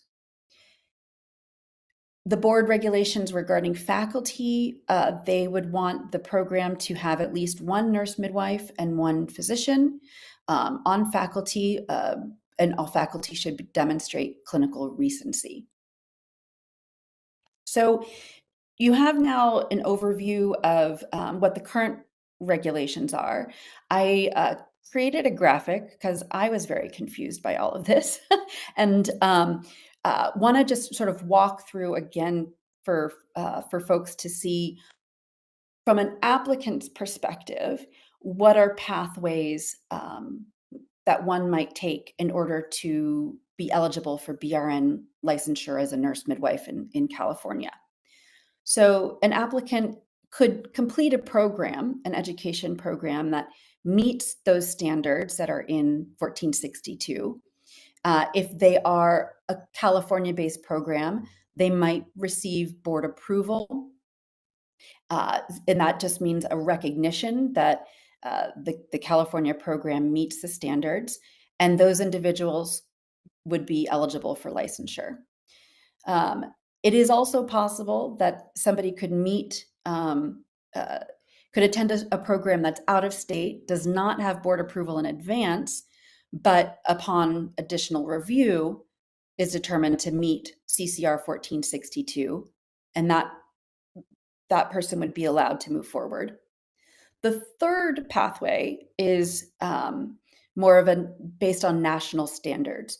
The third pathway I described before is that the individual can demonstrate AMCB national certification. However, what's necessarily implied is that that individual has also completed an education program that meets national accreditation standards from the Accreditation Commission for Midwifery Education. So I think the thing that I'm wanting to highlight is that we have a pathway that is grounded in national standards and a pathway that's grounded in CCR 1462. So if I could pause, I had intended, but I was trying to move too quickly. I had intended to share with you all a bit of context for my preparation of this presentation and to share. I do currently sit as a volunteer member of the Board of Review for the Accreditation Commission for Midwifery Education, so I'm familiar with national accreditation processes. I also have over a decade experience teaching in a California-based nurse midwifery education program, was formerly at UCSF. And I have recently done a deep dive into state rules for licensing as well. So these things are all kind of coming through in threads as I'm presenting information here. So revisiting for CCR 1460 and 1462, are updates necessary? I think this is a topic for discussion from the committee, but I'd like to point out that these regulations were last amended in 1985. They're almost as old as I am. And we've had a number of updates to our scope of practice statute, SB 667, as we were just talking about for FAQs, and then 2020. Oh, I should have that bill number off the top of my head, but I don't. I'm sure one of our public commenters might be able to recall it. But the point being, these regulations have not been updated in a long time, but our statute has. Currently, there is a pathway, as we saw on the last slide, to allow state licensure as a nurse midwife without national certification. I raise that as a point of interest for a couple of reasons. One, most other states do require national certification for licensure. So this is an area in which California stands out. The second thing that I would say is, as we saw in the earlier workforce presentation, 97% of nurse midwives in the state do currently have national certification. The third consideration for the committee is that in reality, the California-based programs are also nationally accredited, and their graduates are also eligible for national certification. If they're seeking board approval and seeking accreditation nationally, these are two administrative processes. I'd like for the board to consider whether it's necessary to have two administrative processes in place. And at a time, again, hearkening back to our conversation about workforce, if we are thinking about ways to promote growth of midwifery education, growth of the nurse midwife workforce,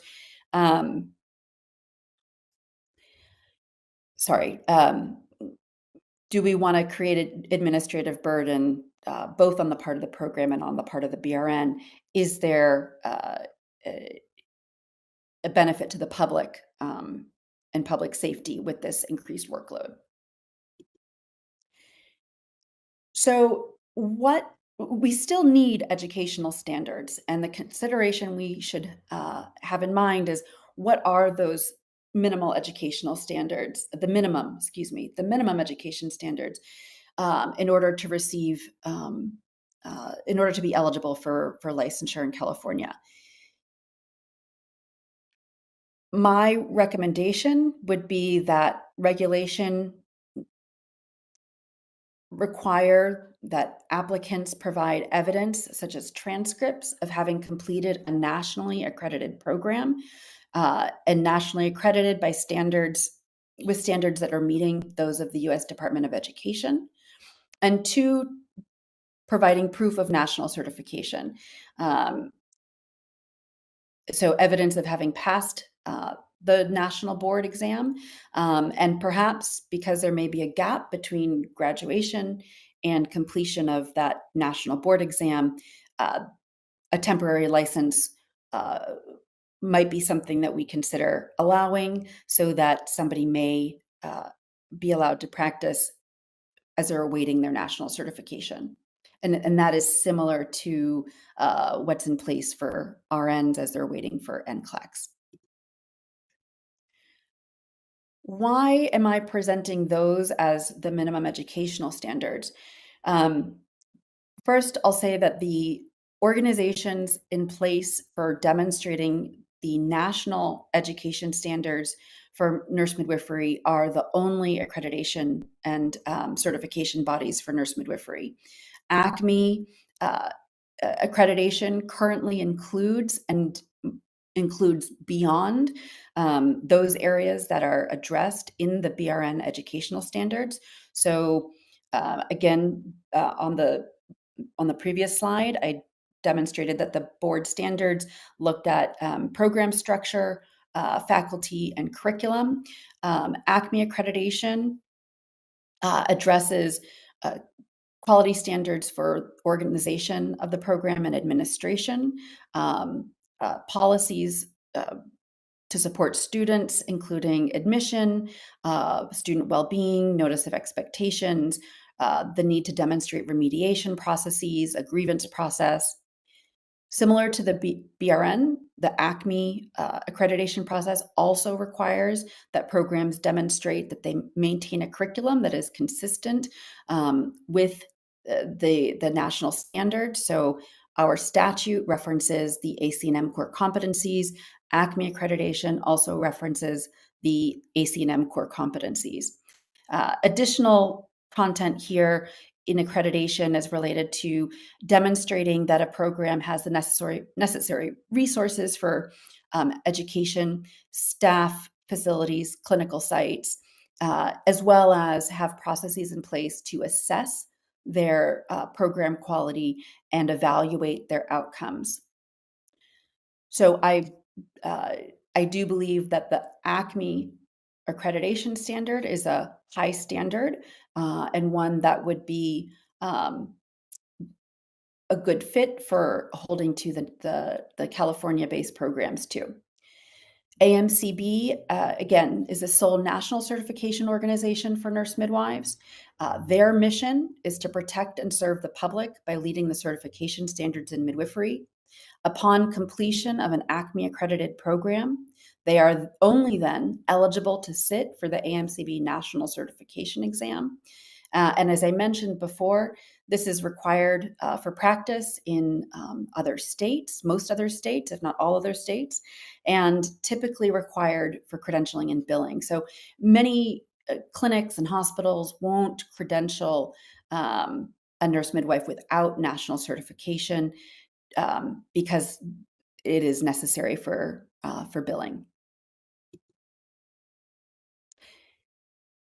One concern that I had heard is when I was talking to stakeholders about this is, are we going to be closing a door for individuals that may have been applying for application for licensure through a different route? And thank you to Macaulay for procuring this data. This data here, what we're looking at is how many applicants do we have every year for initial licensure via the California-based board-approved programs not requiring national certification. That's the first column. The second column was the equivalency method, where an applicant would request board review of their program and evaluation of whether it met state standards. And then finally, the third column is the number of applicants that already applied using their national certification.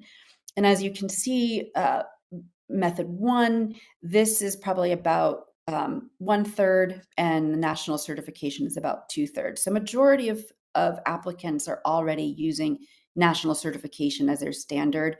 And as I described in the earlier presentation, 97% of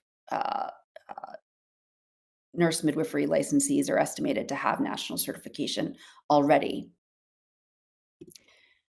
I'm going to wrap up here in just a minute. The next thing I wanted to address is whether this idea of tying the minimum standards for education programs to national accreditation of the program and proof of national certification of the applicant has any precedent in California. The CRNAs in their statute do have this exact standard. They use the national accreditation and require that the CRNAs have national board certification. I've also queried some of our colleagues in the Medical Board of California, Dental Board of California, the PA board, and the Board of Pharmacy. And similarly, the professional standards set by their respective national accreditation is what those respective boards lean on as well. So I'll take a breath. Thank you for your patience as I move through this very quickly. In terms of next steps, what I would like to do now is open this up for discussion among the NMAC members. Some of the questions that I have for the group is, what are your thoughts on the timing to promulgate updated regulations? What direction do you all think the regulations should take? And I'd like to also check in about process. We can see if the conversation goes there, but I would be happy to draft sample regulations to then pass on to the regulations subcommittee. So with that, I'm going to close my slides, stop sharing, and would love to hear from the committee members. Hey, thanks for your level of expertise in this.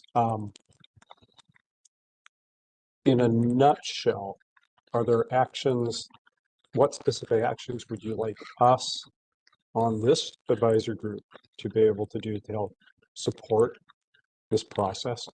Other than trying to help prompt the regulatory side, which is both something we could perhaps advocate for depending on what Reza says, or which might be outside our purview. But we could, again, outside of this committee, I'd like to be supportive of this as well.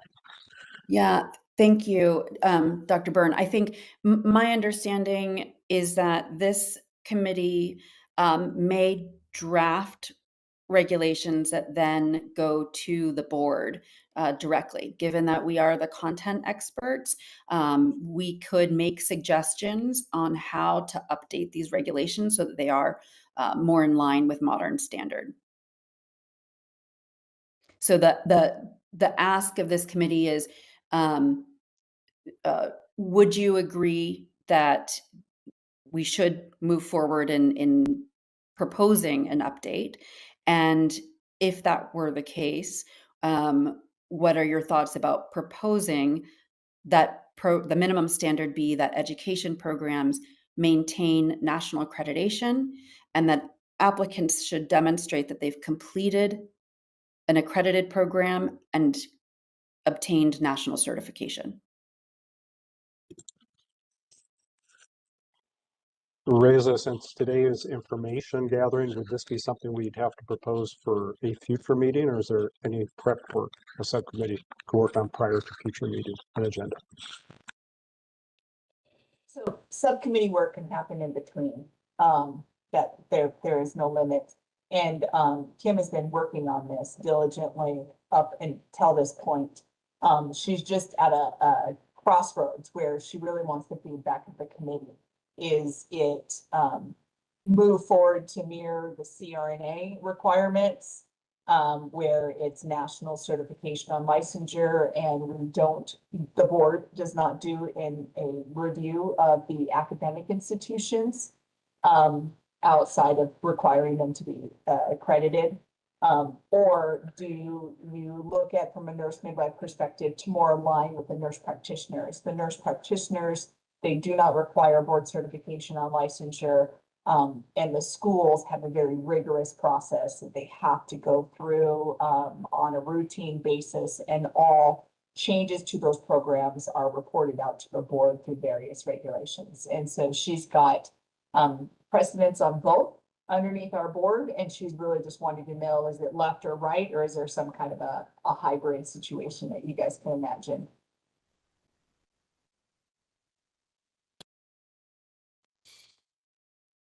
I'm not opposed to updating the regulations. I personally thought that it was already the way that Kim is stating, where you would have to be nationally certified through the AMCB. But I guess it's because of the route that I took, and that our school that we attend would also have to be approved. So I thought that that was the only and current way. I wasn't aware that there's other paths to.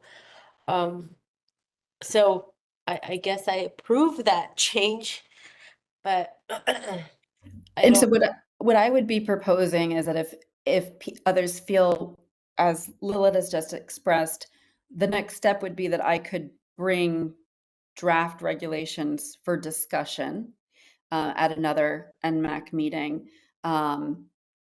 Or in between this meeting and the next meeting, I can pass draft regulations to the regulations subcommittee for their review and discussion at the next NMAC meeting.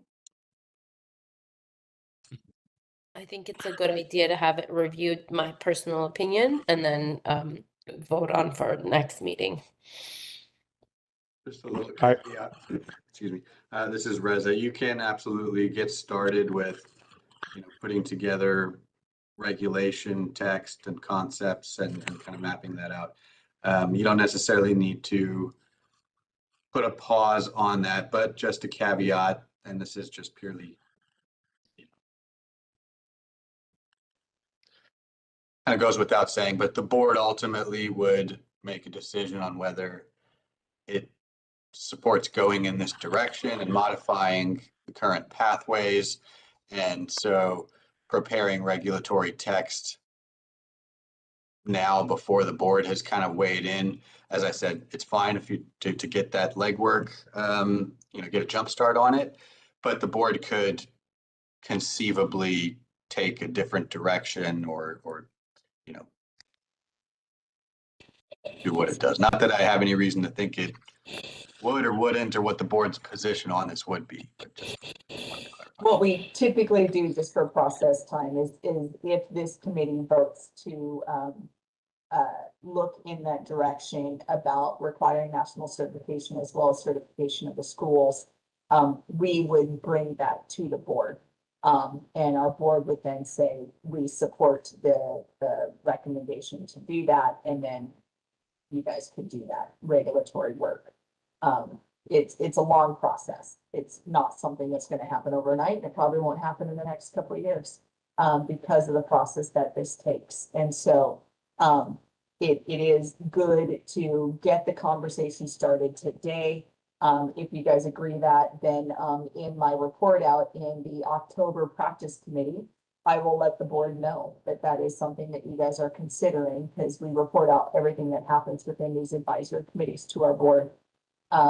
If there is a desire for the board to say, hey, we would like a presentation on this, then we would bring that forward to the next committee or the board either in November or February.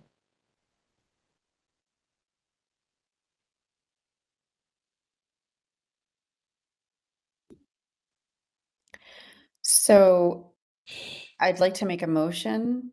Can I make a motion or should I let somebody else do this? You can make a motion. I think people are probably waiting for that too. Great. So I'd like to make a motion that the Education Subcommittee will move forward with developing draft regulations to take back to the NMAC at our next meeting, with the understanding that the full BRN will be apprised of this conversation and this direction that we're taking at the next board meeting. And to clarify that the draft regulations I will be presenting will go in the direction of requiring programs to have national accreditation, require that individuals demonstrate completion of a nationally accredited program and having obtained national certification. For licensure. I second that motion. Thank you. So at this point, we'll go out to public comment. Board moderator. We'll be opening for public comment now. Please refer to the screen share for members of the public to see how they should type in their request for comment. I've activated the question and answer feature. Members of the public can indicate that they would like to make a comment by typing into the question box, I would like to make a comment. Please remember you have 2 minutes to make your comments. I want to give a reminder as your time approaches. I do not want to interrupt you nor cause you to lose your train of thought. I will mute your microphone and inform you that your time has expired, and we'll move on to the next member of the public. I'll pause for a moment for members of the public to type in, I would like to make a comment. Anya Rappaport would like to make a comment. 1 second, please. Good afternoon, everybody. My name is Anya Rappaport. I'm a certified nurse midwife. Thank you for letting me comment again. I'm speaking on behalf of the California Nurse Midwives Association in this case. Acting Chair Loretta Melby and members of the NMAC, the CNMA is in support of updating the nurse midwifery education standards for licensing. The standards for practice have evolved over the last 40 years, as have the standards for education. In keeping with the policy from the American College of Nurse Midwives, we believe that individuals applying for nurse midwifery licensure in California should demonstrate completion of a program accredited by the Accreditation Commission of Midwifery Education and having obtained national certification from the American Midwifery Certification Board. ACME accreditation ensures that programs adhere to appropriate curricular standards, including the ACNM core competencies referenced in California statute. It also requires that that they demonstrate have policies and resources in place to support student success, including qualified faculty and ongoing quality improvement processes. National certification verifies an individual has met predetermined criteria for safe practice. Additionally, we support making available a temporary nurse midwifery license to individuals who have completed their program and are working to obtain a national certification. We recommend that the temporary license be for 6 months, the same length as a RN temporary license. Thank you for the opportunity to make public comment on this agenda item.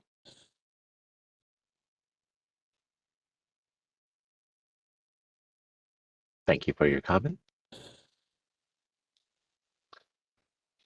Board Mobley, there are no other public requests for comments on the WebEx. We have no in-person representation in BRNHQ. Would you like me to close this window? Yes, please.